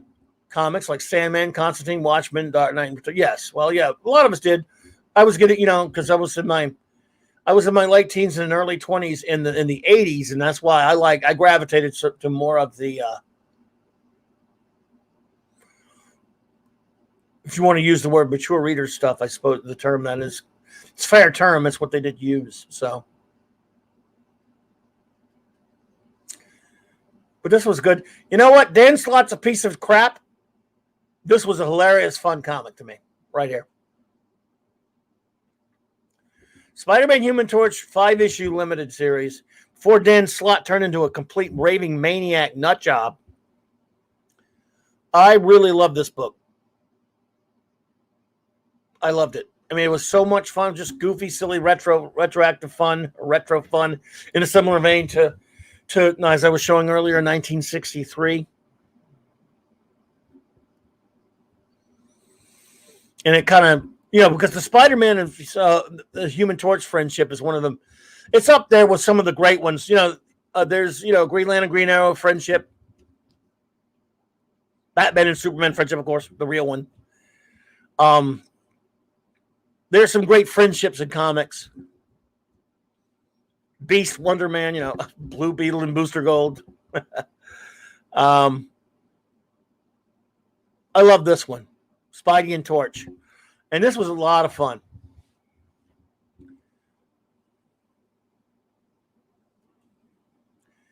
A lot of fun. And let's see here. I'm going to go. I don't have pictures. You can only load so many pictures on this damn thing. So I'm going to go to a share thingy here.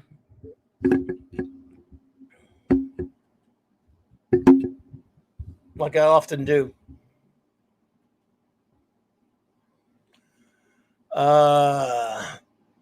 This next one, if you got any Spidey, because we hadn't talked about a lot of Spidey yet. So let's do some Spidey right here.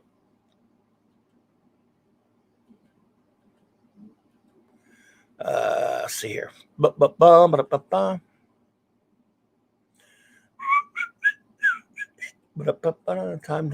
Vamp. There we go. All right. Untold Tales of Spider-Man. Any fans out there?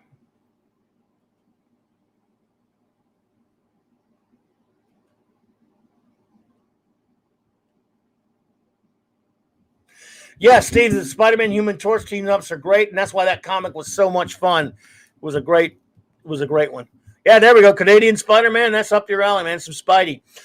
I'll tell you what, Kurt Busiek, whom I've talked about earlier and we'll be talking about again, who, of course, did the great series we was talking about earlier, Astro City, and others that we'll talk about in a minute.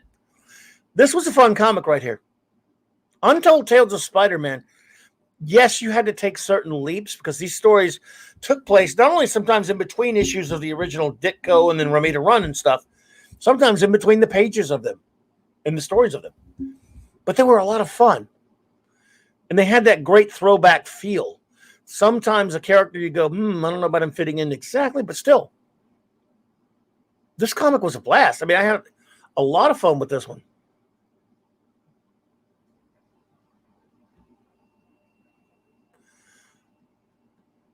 Well, I'm sorry, Eric. I didn't acknowledge it. I'm not mean to. I'm sorry, man. I could find it and acknowledge it, though, buddy. Let's see here. I know you. Oh, there you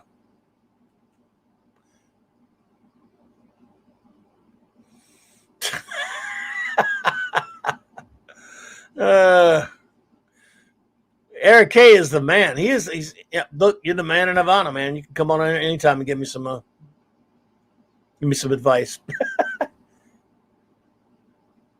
Yes, Early Tim says, gave the Untold Omnibus to a friend about a year ago. Great book. Yes, I saw that omnibus and passed on it, and I wanted to get that. Now it's probably ridiculously expensive. But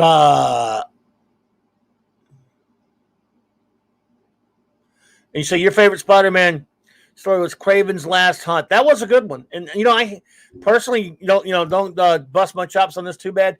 I hate the black costume, but that was a great story. Black costume or not, that was a great story.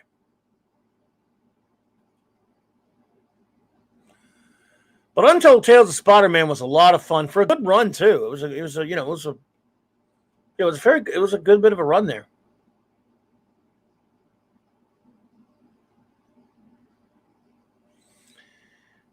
So there's also, how many of you know? Everyone knows in those comics that Spider-Man first appeared in Amazing Fantasy number 15, right? You all know that. Did any of you ever read Amazing Fantasy number 16, 17, and 18? Just out of curiosity.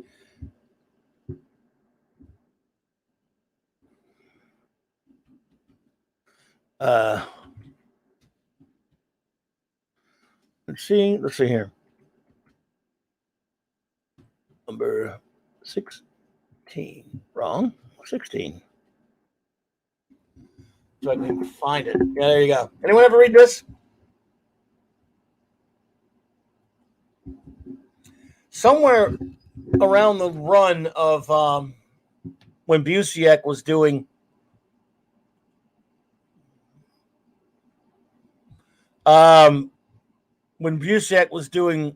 Untold Tales, they released a miniseries called Amazing Fantasy featuring Spider-Man, and they numbered it 16, and there was 17 and 18. So, in a sense, it's a trick question, but it's also not one, Stephen. And what this comic is, it takes place in between Amazing Fantasy number 15, retroactively, of course, and the Amazing Spider-Man number 1.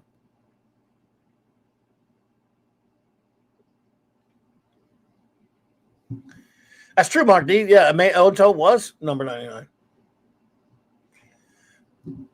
And this was really good. The art, they were trying to go for sort of maybe an Alex Ross type of a feel. It wasn't Ross.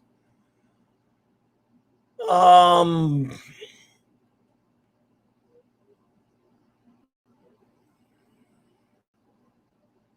it was okay, but the stories were pretty good. I liked them. There it is. Can't find a good pick of all three of them there, but anyway. So yeah, this was it was kind of a fun comic, I thought. Again, the art was a little wonky, you know.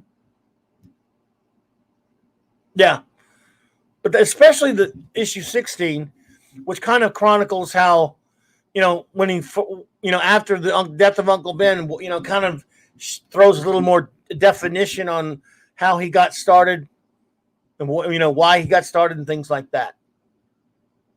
So I enjoyed it. I thought it was pretty fun. Now I'm going to go on to, a comic I really dearly loved. In the late in the early 90s, I found myself in a bit of a quandary when it comes to comics. I was at one of those points where you get sometimes when they're really not putting out a lot of things that you like to read.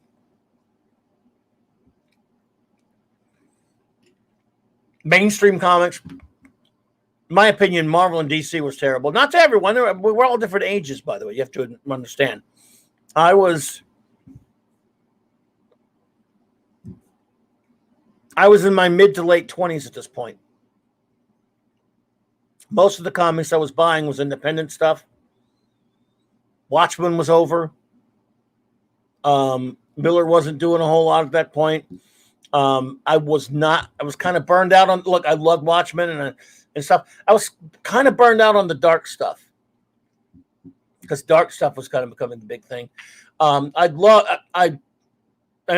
Just an honorable mention here in the 80s, I loved Grell's John Sable.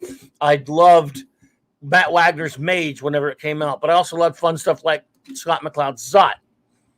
And I'd stop buying stuff. I mean, I'd liked Cerebus at some point. I'd liked a lot of off the wall stuff.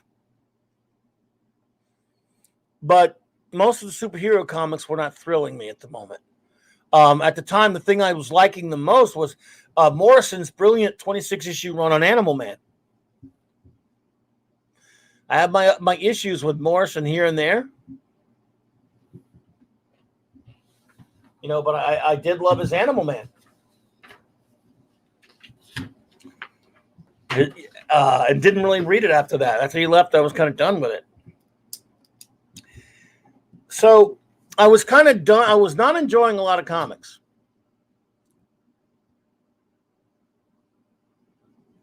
To be honest, at the time. But I mean, I was still buying. I had it folded on kind of stuff, but I was working in the comic shop for a while. Then I went to another job, but I was still hanging out at a friend's shop a lot, and I wasn't really enjoying much. But I wanted something fun to read, but interesting. Like I said, I liked 1963. I liked a few books. I was picking up a scant few titles. This was, 90. This actually might have been like 91-ish or 92. Might have been, something like that at ballpark. Someone will know the exact number. And then comes along some characters from the old, from the Silver Age. I never really read much of them. You're probably familiar with them. One of them is called Magnus Robot Fighter. The other one's used to be called Dr. Solar, Man of the Atom. Now he's just Solar. Valiant. Jim Shooter had left Marvel in ruins, in my opinion. I don't want to get it too far down that rabbit hole, but in my opinion, Jim Shooter destroyed Marvel. So he goes over and starts this company called Valiant. He's got Bob Layton, Barry Windsor Smith, a few other people. I forget some of the names off the top of my head. And I'm like, and I was pretty much like, I'm not, it's Jim Shooter. I don't want to read that. But some friends taught me into saying, look, it's Magnus. And I said, well, I used to look at those Magnus covers. I never really bought the comic much. And I looked at Dr. Solar. I wasn't really into those that much. But I was told, look, these are really good. And I just, I picked up a Magnus. Because, by the way, those became very expensive for a while. I got them. And some of those, like Magnus Zero, some of those other back. Now I'm sure I don't know what they're going for. But I picked up Magnus and liked it. I picked up Solar. The first two were, I think it was Magnus and Solar. Rye was a backup in Magnus, I believe. And, well, I fell in love with this whole run, especially Solar. Along comes Exo and Harbinger, Archer and Armstrong, Eternal Warrior. And in my opinion, because usually crossovers like Crisis and Secret War, I hated Secret Wars. Infinite this, Infinite that, Crisis this, Crisis that, crossover.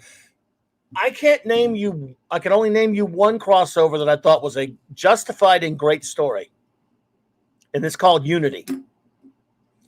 And I'll take anybody. Look, Crisis on Infinite Earths was done again, Secret Wars was done to sell toys. Now, Contest of Champions was before that, and it was all right. I mean, I'm not a big Mike Zeck guy, so I didn't like Secret Wars much, and Secret Wars was to sell toys.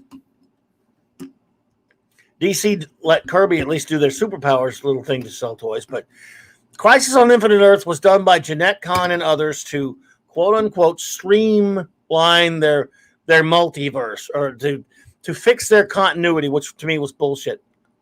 The George Fred's art is beautiful.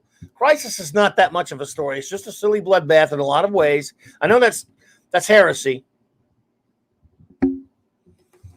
Oh, yeah, look, Avengers Defenders Clash was great, by the way, Phantom Outsider. I'm glad you mentioned it. But I've read it in a long, long time, by the way, but I do, everyone, look, take that recommendation. Chris, take it easy, man. Great to see you, buddy. We appreciate you being here. The great Chris Persia. So, most crossovers, like Crisis, was just done to streamline continuity. To me, that's a poor excuse for any story. If you're sitting down and you're saying, well, I want this done in terms of, my editorial decision is I want this done to our universe, go wrap a story around it. I don't like that, and it shows. And crossover into other books to boost sales of other books while you're at it. I don't like the whole idea of the crossover, to be honest. And this never makes for a conducive or cohesive story, in my opinion. It just never works that well. Well, there was one time when it did, and it worked seamlessly, flawlessly, because they set the stories up properly. They set them up right. They weren't doing this just to fix some kind of continuity thing. And look, merging Earths was stupid. In my opinion, I was fine with multiple Earths. Earth 1, Earth 2, yeah, I know the names were backwards. Earth 3, Earth S, Earth B for Bob Haney, you name it. I'm fine with it. I liked it that way. Crisis screwed a lot of stuff up for me. And of course, it brought in their retcon era with their Byrne. I know a lot of people, the great Mark C. and I've talked about this. I hate the Byrne reboot of Superman in '86. He loves it. And we've talked about it. And I'm not fond of, any of the reboot stuff because they just contradicted their own bullshit anyway.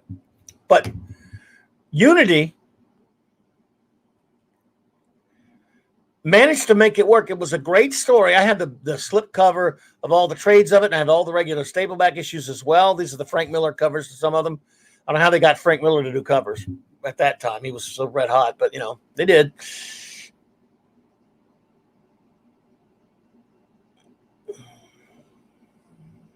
Yeah, I mean, that's exactly right, Steve Ernest. Basically, the crossovers are a marketing ploy, not a story. But Unity was a story. I thought it was an excellent story. And for a few years, Valiant was solid, great entertainment. I loved Solar for a few years. I loved Harbinger. I loved Archer and Armstrong, especially when Barry Windsor-Smith did it. Eternal Warrior, I loved a lot. I liked it a lot. I liked him. I mean, not the biggest Don Perlin guy on the art, to be honest. It's a good comic. I loved Exo Man of War for a while there. I'm absolutely with you there. Like Phantom Mouse, the Death of Earth 2 Robin was terrible. He gave up. He freaking gave up. He was a pistol whip. Yeah, don't get me started. I'm so with you.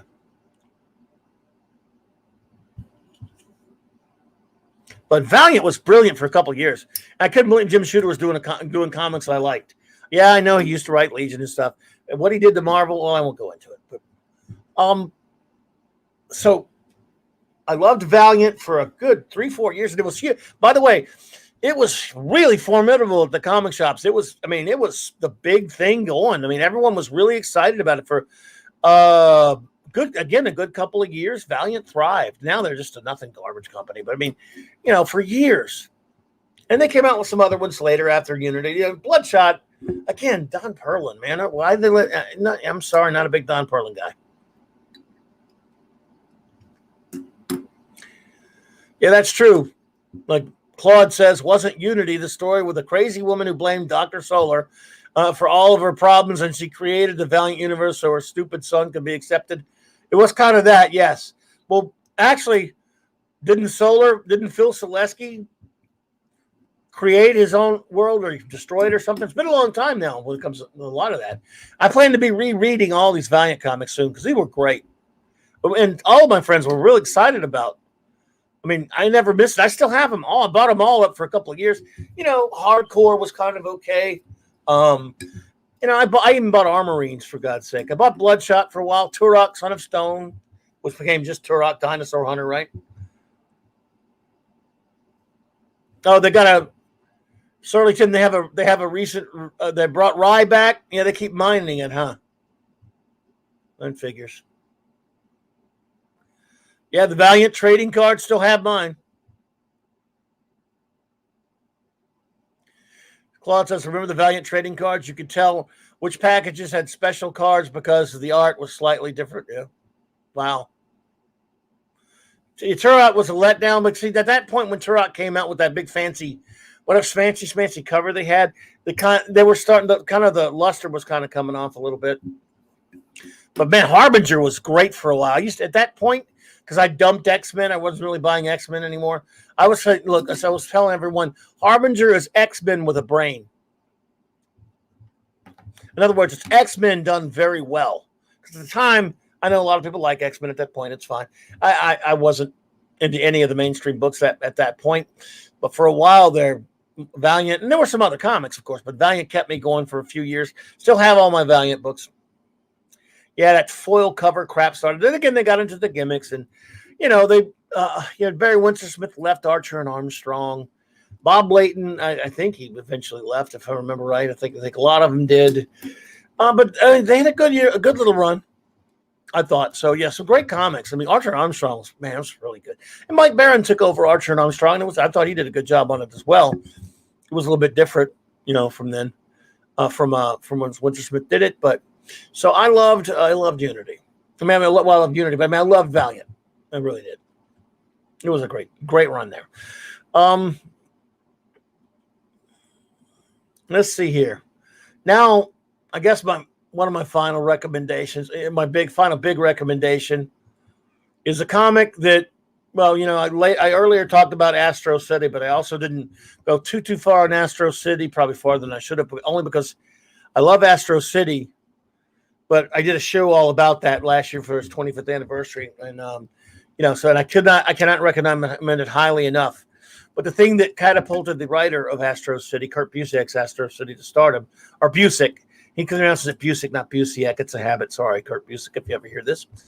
The thing that rocketed into stardom, and he's written a lot of comics, of course, but was this one, Marvels, and of course it rocketed Alex Roth to stardom as well.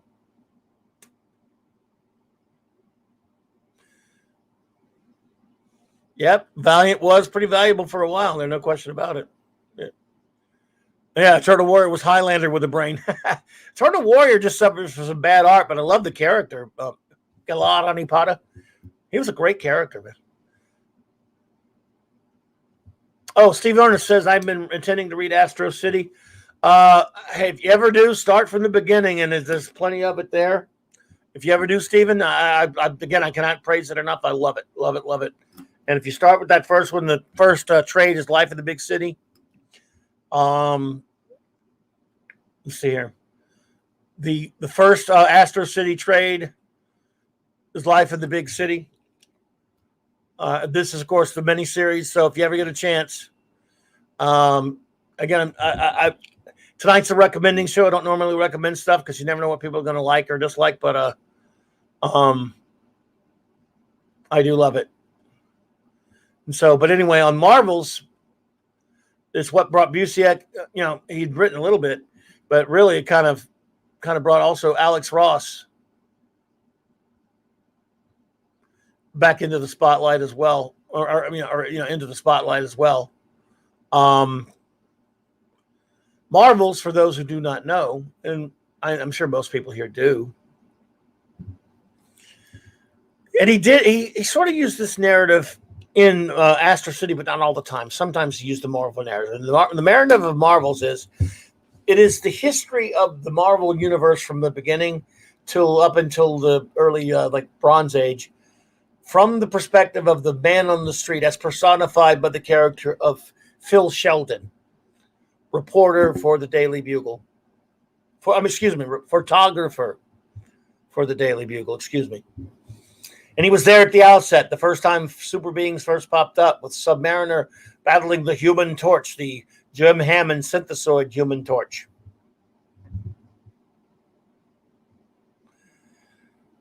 It makes you, like Parrish said, that Claude says there, Minimus, Marvels was the first comic to make me feel good since the first Superman Spider-Man crossover, which I love, by the way. Yeah, that's great. Well, Marvels, again, it gives you that sense of what would it be like if you really lived in the Marvel Universe, in Marvel Universe New York, in this case. And there's just some beautiful bits here where, again, if you look at that sample right there, it's kind of a look at what it would be like, what it's going to be like if, what it would be like. Oops, sorry. Where? I'm knocked off. There's him catching Captain America in action.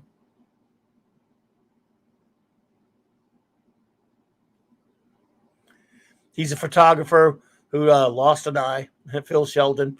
And it touches upon all kinds of aspects of the history of the Marvel universe. Like I said, the early golden age, when there were, before it was even Marvel, when it was timely. It touches on the anti-mutant hysteria of the time for the X-Men. Touches on the wedding of the Fantastic Four, Reed Richards and Reed and Sue Richards. Reed and Sue Storm. It touches on their wedding. It even mentions things like, well, for example, let me pull it up. I had it. Where are you? Derpy.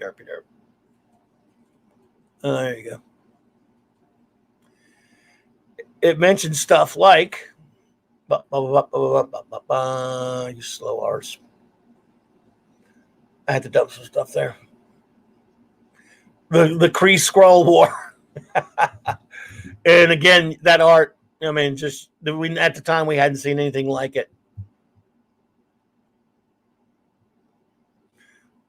We really had. I mean, he worked on one or two things before that, Ross, but it touched upon, like I said, various bits of the Marvel Universe history, but from the eye of the regular man. And you would think that wouldn't be interesting, but it really is. It's fascinating. It's a great comic.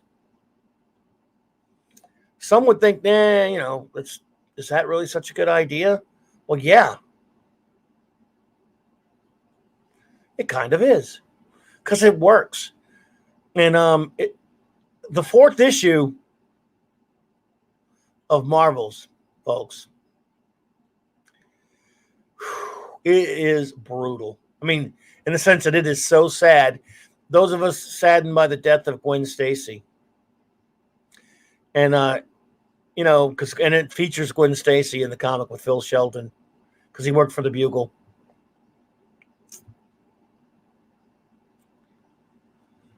And the title of the issue was The Day She Died.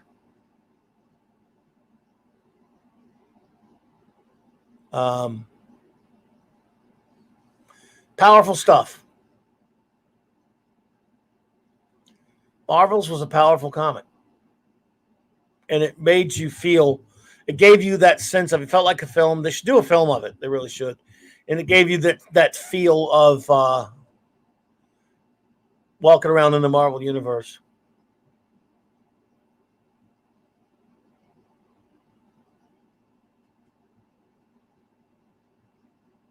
Yeah, Marvel Universe, New York insurance rates, yeah, must be astronomical. Yes, sir, they must be.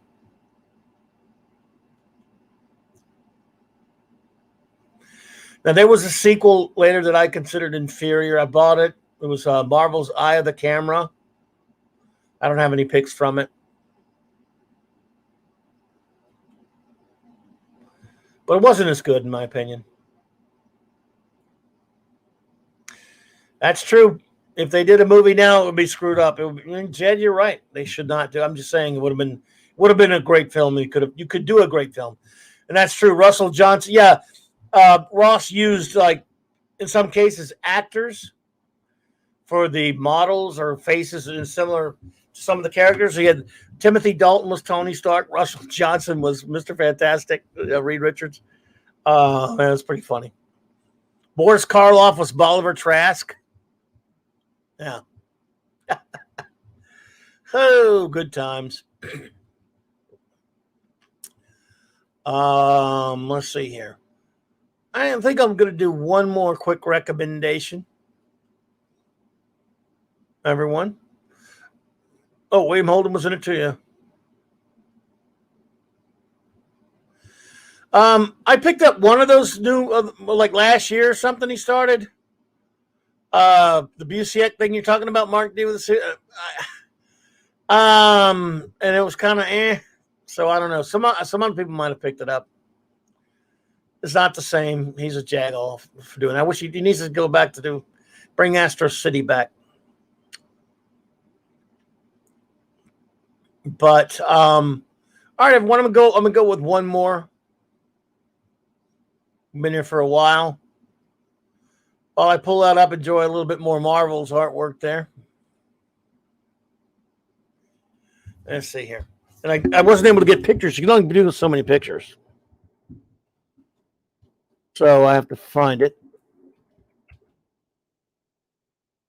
Yeah.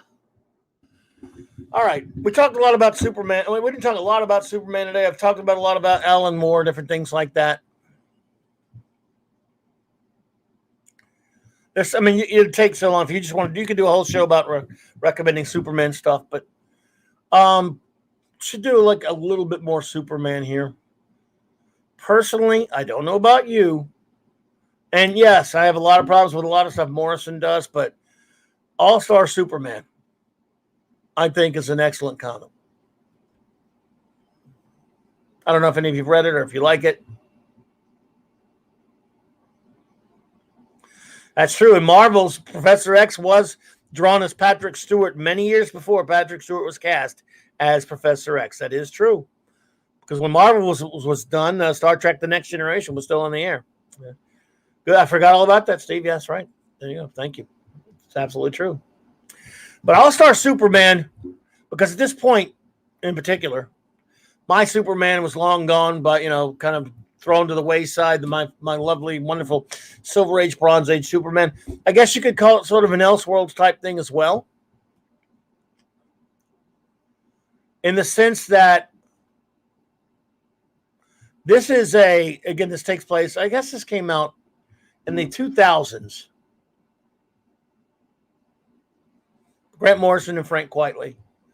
I believe it was 2005 or something like that. I can't remember the exact year, but it had been many years, a couple decades or whatever, since Superman had been revamped and screwed around all over the place and depowered and all these other things.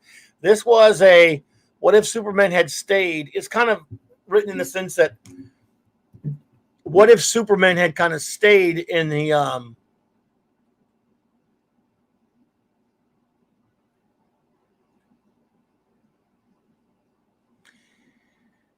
if he kind of stayed in the Bronze, Silver Age type power mode and got more powerful and more powerful, if you will. And it pretty much, it's written like it ignores any of the lousy crap that had been going on 20 years before it, and just focused on him acting like the real deal Superman. And of course, we find out his power's increasing, but he's also, because of something, I won't go into this, I won't spoiler it, something that's been done to him. We find out he's dying. These are the last days of Superman, and just go from there. Now, there is an animated film done by DC, which is truncated a bit. It doesn't have all the stuff from the comic, but I still think it's really good. I really enjoyed it. It's just so much from the comic. It would have been a lot longer, and I would have loved it if it had been 4 hours. I really would. I would have been fine with that. So a lot of stuff from the comic's not there. I reread the comic recently. I love it. That's my Superman. It's a story that, like, if you want to call it Elseworlds or whatever, fine. But that's my Superman.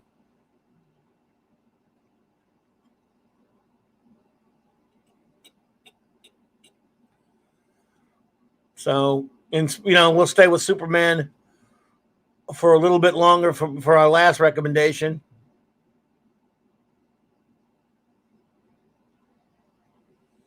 Yeah. Yeah, it was. Yeah, I agree with that. Ace Castron should have had some Legion. Now I think I'll end tonight with All-Star Superman, the Clobberin cut. That's what they should do. I like that.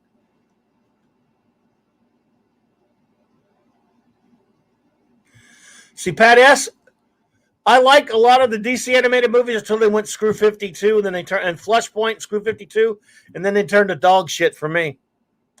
Before Flashpoint Paradix and Screw 52 trash, I really was enjoying the DC animated movies, and those jackasses ruined them so they can burn in hell. I lied. I got one more recommendation to do. Since we did, you can't do a Superman recommendation as I did earlier, just touching on the Alan Moore ones and this one. without doing this one. Kryptonite Nevermore, the Sand Superman saga. Denny O'Neil, Kurt Swan, Murphy Anderson. It was no reboot in really the purest sense, but this is where it was 1971 when they made a big deal like they're changing Superman and all this other kind of stuff.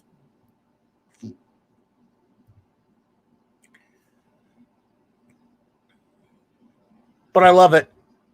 I just got, by the way, yeah, Swanderson indeed, brother. I just got they did a really crummy hardcover of it. There was a bad printing of it that did not look good years ago. Now they've just done one where they fixed it and did a really nice hardcover reprint of this saga, the Sand Superman saga. So I just want to we've done The Thing. We've done, went all over the place tonight. A little bit of Daredevil, a little bit of FF, so we had to have a little bit more Superman. And, we've done no Batman yet, so we're going to do, you know what? I lied again. Maybe we should do a little Batman. What do you think? You want to do one Batman before we get out of here?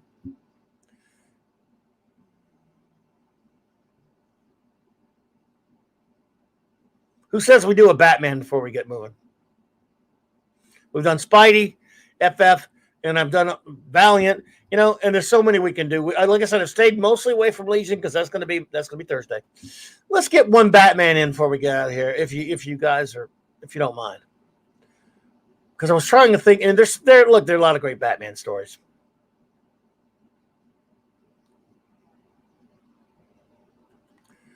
Let's see. Pull up 164. Check out the cover. If you mean Superman 164. Badass. How much is going to cost us? Do you mean Superman 164? Or what do you mean, Phantom Outsider? Give me elaborate on that if you would, sir. All right, let's see here. Let's see if I can figure. All right, okay, I got it. Because there's so much Batman, you'd be here forever.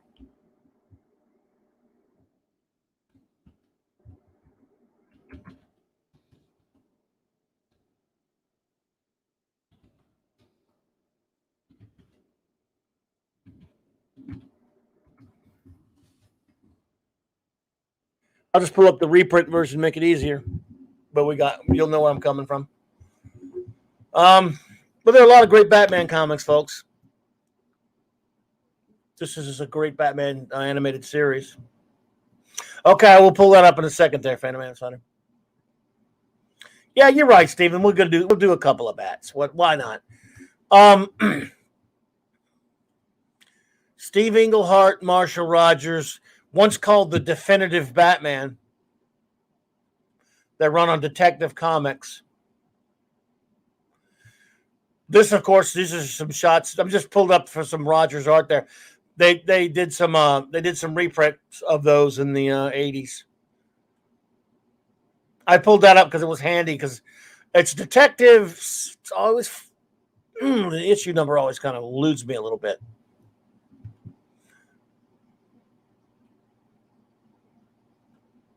I love this big wraparound cover they did for the reprint one, though. Look at that. That's beautiful.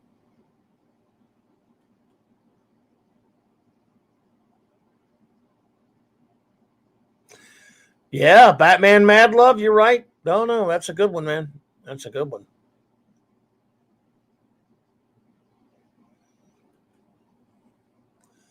Superman number 164. Now you got me curious. What else we got to do tonight? All right. I better know what this is. That's you could do. That's old though. It's old, man. So let's go.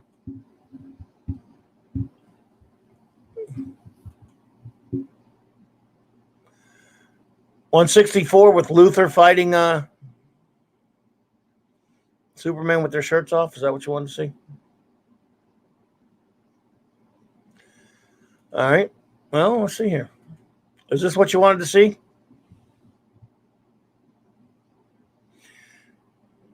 The great Marshall Rogers, indeed.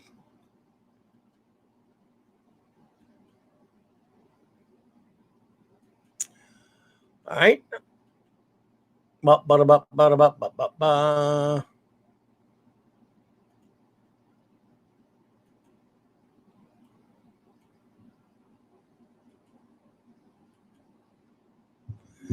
164. You wanted to see it? Phantom Outsider. Yeah, those requests. Nice. I'm all about it, brother. Well, you know I love me some Silver Age, man. So yeah. Let's see here. Matthew Pounder, welcome. Oh yeah, Detective Comics 500 is I mean it's amazing. All right, Steve Mitchum, thanks, bro, for being there, buddy. We appreciate you, man.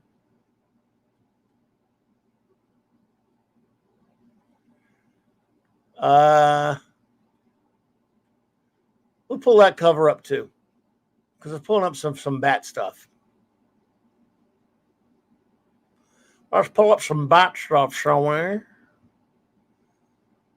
What else we got going on? Let's see here. I'm going to show you a good recommendation. You want a weird Batman recommendation? Again, you all know this stuff anyway, but what the hell? Let's go random a little bit. I love this comic. Sue me. I love it.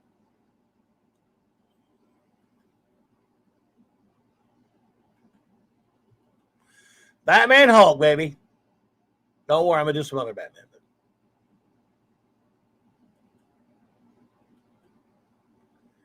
Some Batman Hulk, son. This is a great comic. This is a surprisingly good story. Yeah, Batman and Sergeant Rock. Dude, I reread that one of those Batman Brave and Bold with Batman Sergeant Rock not too long ago. The one where Jim Aparo was on the cover being forced to draw Sergeant Rock killing Batman. That is, look, I forget the issue number. You probably can find it.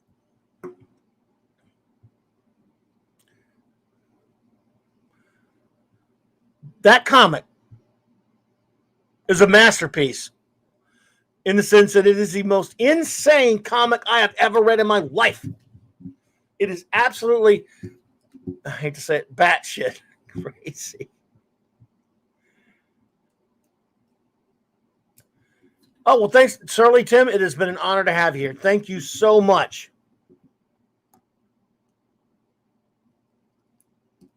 Thanks for being here, Surly Tim. It's always a pleasure to meet new people, and we appreciate you, man.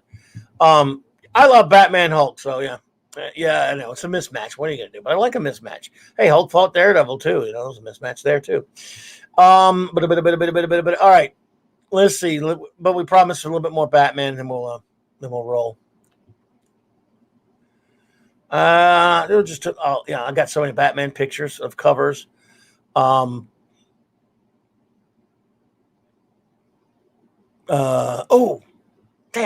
So now I'm seeing all kind of stuff that I wish I'd thought of because there's going to be a part 2 of this, folks, because there's so many.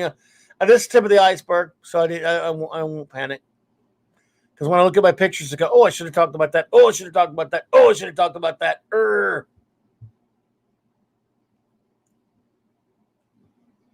I guess you could all relate. All right, let's see here. Some bats, folks. Let's see here. How about some bats?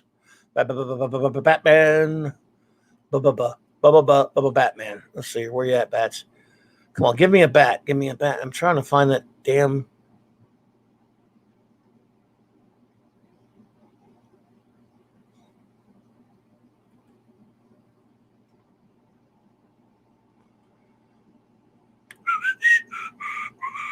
There we go.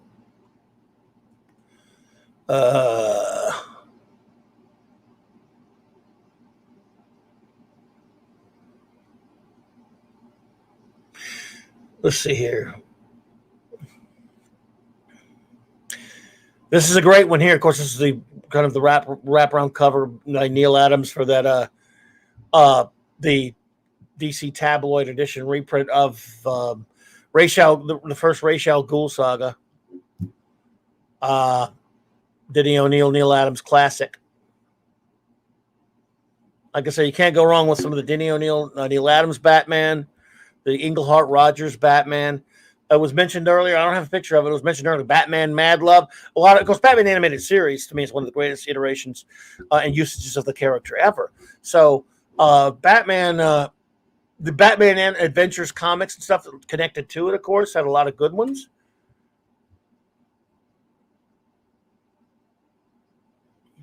So yeah.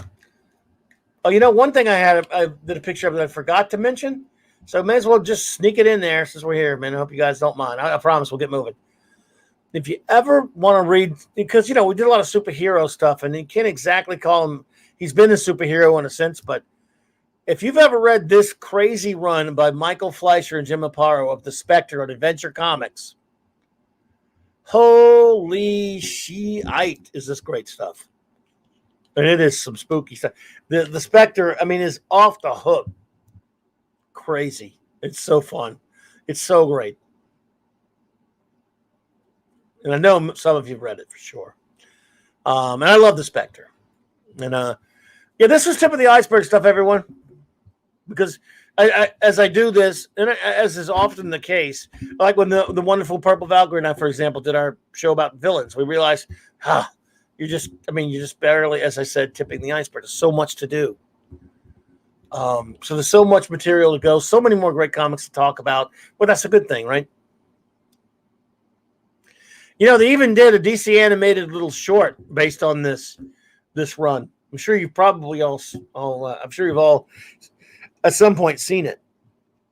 And it was before one of their movies on one of their DVDs or whatever. But anyway, Michael Fleischer, his Spectre was nuts. So much so that was part of the thing that caused one day I don't know when anyone will care about this, but anyone ever read the Comics Journal back in the 70s and 80s? I think I've talked about it a little bit before. Harlan Ellison, that crazy bastard, had an interview in there. And he caused... Oh, you got to go. Pat S., I'm right behind you, man. Good to see you, bro. Thanks for being here. Dude, you are fantastic, man. We appreciate you, brother. Glad to see you here, buddy. Harlan Ellison went into the Comics Journal interview, and he was complimenting this comic book, The Spectre, which was insane. But he was doing it in this way. Michael Fleischer took offense to it. He was calling him crazy as a bed bug, insane bug fuck, and all this kind of crap. Complimenting how nuts and look. I don't know how DC got the comics code on these comics. The comics code went to sleep. They didn't get half the time. The fact that they got away with what he did in the Spectre comic with the comics code on it was hilarious to me.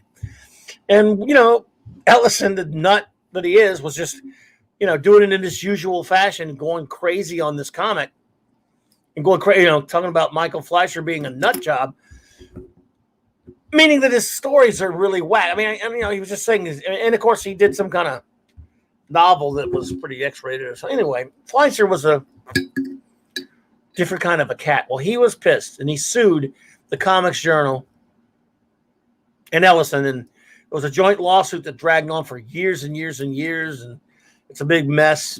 So, yeah. Anyway,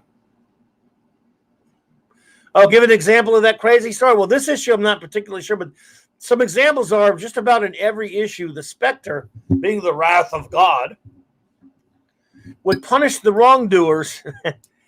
And I mean punish. Let's see, a couple of examples, because I don't remember of this cover I have here. I don't remember the exact story in this one. I have the reprints of it. I don't think I have this actual original issue anymore. But, for example, he would turn a bad guy into a candle, and then with a wick on top of it, and light it and melt the dude. He turned a guy into a piece of wood rather, and put him on a buzz saw and chopped them all up, and sawed them all up. Yes, that's a good point, Liger fan. It was Ellison being sued this time. Oh, Pounder, that's a good one. Detective Comics 576 by Helen Nelson. What if Batman had an uneventful night? Carlos, the other night, it's interesting you mentioned that, Matthew. Carlos was with me the other night, and we were talking about, I forgot exactly what we were talking about at that point. It was a couple Mondays ago. And he mentioned that very story, which I'd forgotten about. And by Ellison, that was a very good story, though. So good mention. Batman 567. Ellison didn't write a lot of comics, but he wrote a few. He wrote a Hulk comic, and I think, but not much. But yeah, he was a comics fan. But anyway, whether you're an Ellison fan or not. But yeah, that is strange. Because I love Comics Journal. Man, I had them all back then. And some crazy stuff went on in the Comics Journal. But yes, Ellison being sued and not suing for a change. That's a good point, Liger fan. I didn't really think about that, but yes, very good. I don't think Fleischer was related to Max Fleischer or even Charles Fleischer, but I'm not sure. So anyway, that was a great comic. Yeah, the Spectre did crazy crap like turning people into wood and putting them on a buzzsaw, or melting them and turning them into a candle. He turned the guy, Batman Brave and the Bold, he turned the guy into a piece of cheese and let a bunch of rats eat him. Yeah. Oh, he turned he cut one woman to pieces with paper cuts, like 1,000. He was not nice. And Michael and DC got the comics code on that. It's freaking hilarious. Oh shite. So anyway, everyone, I tell you what. Whether you had fun or not, you hung out with me and let me have fun. So I appreciate you. And I hope you had a little bit of fun. You guys are the best. Appreciate you so much. I love doing this. I love running my stupid mouth about comics, as you know. And I love it when I screw one up and somebody tags me on it because my memory is garbage. Absolute garbage. So I appreciate that. And so I hope I can remember everyone now, right when we say it. Of course, Jed is here, a great pop culture artist. Please go subscribe to their channel. Link in the description below. The great Eric K. Thank you for being here, my friend. I appreciate you. Wait, before I do that, let me do my show notes real quick. I knew I forgot something. Tomorrow night, Loki and the gang. I will be hosting Loki's 7 Kinds of Mischief. Okay? So it's 7 p.m. Central Standard Time. It is, of course, Loki's Mornings of Mischief is his morning show, but you should go see that as well if you're up in the morning, 8 a.m. Central. But 7 p.m. Central, Loki's 7 Kinds of Mischief, and I'll say it right one day. The Loki's Comic Book Roundtable. We moved from table to table and channel to channel, if you will, to and this week in my 12th anniversary week, 12th anniversary of Geekcasting week, as it happens, I am hosting tomorrow night, and we're going to talk about all kind of fun stuff, and we're going to have the usual gang, the wonderful Eris for Chaos, the great Fat Steven, the great 24/7, of course, myself, and the amazing Stone Loki, who makes my intros and outros, and I appreciate him for that. He's great. And we're going to have a guest star. Our good buddy, Vigilante Williamson, will be joining us. And so join us for that. The Wednesday night, it'll just be open geek talk foolishness. I'll think of something to talk about, probably. And then Thursday, the one you've been waiting for. Unless you're not a Legion fan, then you maybe not have been waiting for it. But on Thursday, folks, the Global Geek Gang will assemble at 1 p.m. Eastern Standard Time, and we will have a Global Geek Gang Roundtable Extravaganza special and all that, and whatever else you want to call it, spectacular, of course. Talking one of my favorite topics and subject of it, the Legion of Superheroes, Ace Cast Iron, LLL. And so I want to thank you all for being here again. And again, of course, Saturday night, my beautiful, fantastic first officer, Raquel Briggs, and I will be here with 4 more episodes of Star Trek, the original series, to review. Just Joe Jobber, what's up, bro? Good to see you pop in, man. Matthew Pounder, long live the Legion indeed. So I want to thank the great Eric K. Again, as I said, the great Mark D with a C, the great Ace Cast Iron, the great Chris Persia was here earlier, the great Lord Thoth was here earlier. He's gonna join the Global Geek Gang, I'm hoping. Let's see. Jobber, good to see you, buddy. Jed's here. Jed, of course, will be there. Who is a member. He is my partner in crime with the Global Geek Gang. Mike Beat, thank you. No, thank you for being here. I appreciate it very much. Thank you. I appreciate the kind words, sir. Canadian Spider-Man does whatever a Canadian Spider can do. Canadian Spidey, appreciate you, my friend. Steve Ernest. Oh, well, Steve and I appreciate that. Thank you so much. Thank you for the kind words, sir. The great Phantom Outsider. I appreciate you, man. Really do. Your knowledge is unparalleled. I admire it and aspire to it, sir. Liger fan. I really appreciate you stopping in. Thank you so much, bud. Matthew Pounder. I think I said it already, but Matthew Pounder, I'll say it again. Let's see here. Pat S., the great Pat S. was here. He had to run, but the great buddy Pat S., fellow Louisianian, and a great all-around geek as well. Appreciate you. Mark the Infinitely Tired was here earlier. He probably had to run, but I appreciate you. Mark the Infinitely Tired was here. It's an honor. Surly Tim, a new friend, has popped in, and I hope you will pop in again. It's great to meet you. Did I say Mike Beat? Yes. Well, I'll say it again. Mike Beat. Robert was here earlier. I like sometimes you can see my memory, don't you? So I'm just kind of scrolling up a little bit to see if I can remember him. Minimus was here. Minimus was here, everyone. Thank you, Minimus. Thanks for Minimus and helping out and stuff. And I think I got everybody. If I missed you, just remember I'm senile. And remember, everyone, of course, this is Clobberin Times Mark C. Comics Talk on Monday night. And big love and remembrance to our long-lost pal. We love you and we miss you, buddy. Mark C., this show's for you. And I know this would have been a show you'd have enjoyed talking comics with. Because, thank you, Liger fan. Thank you for that. I appreciate those words. And again, appreciate you all.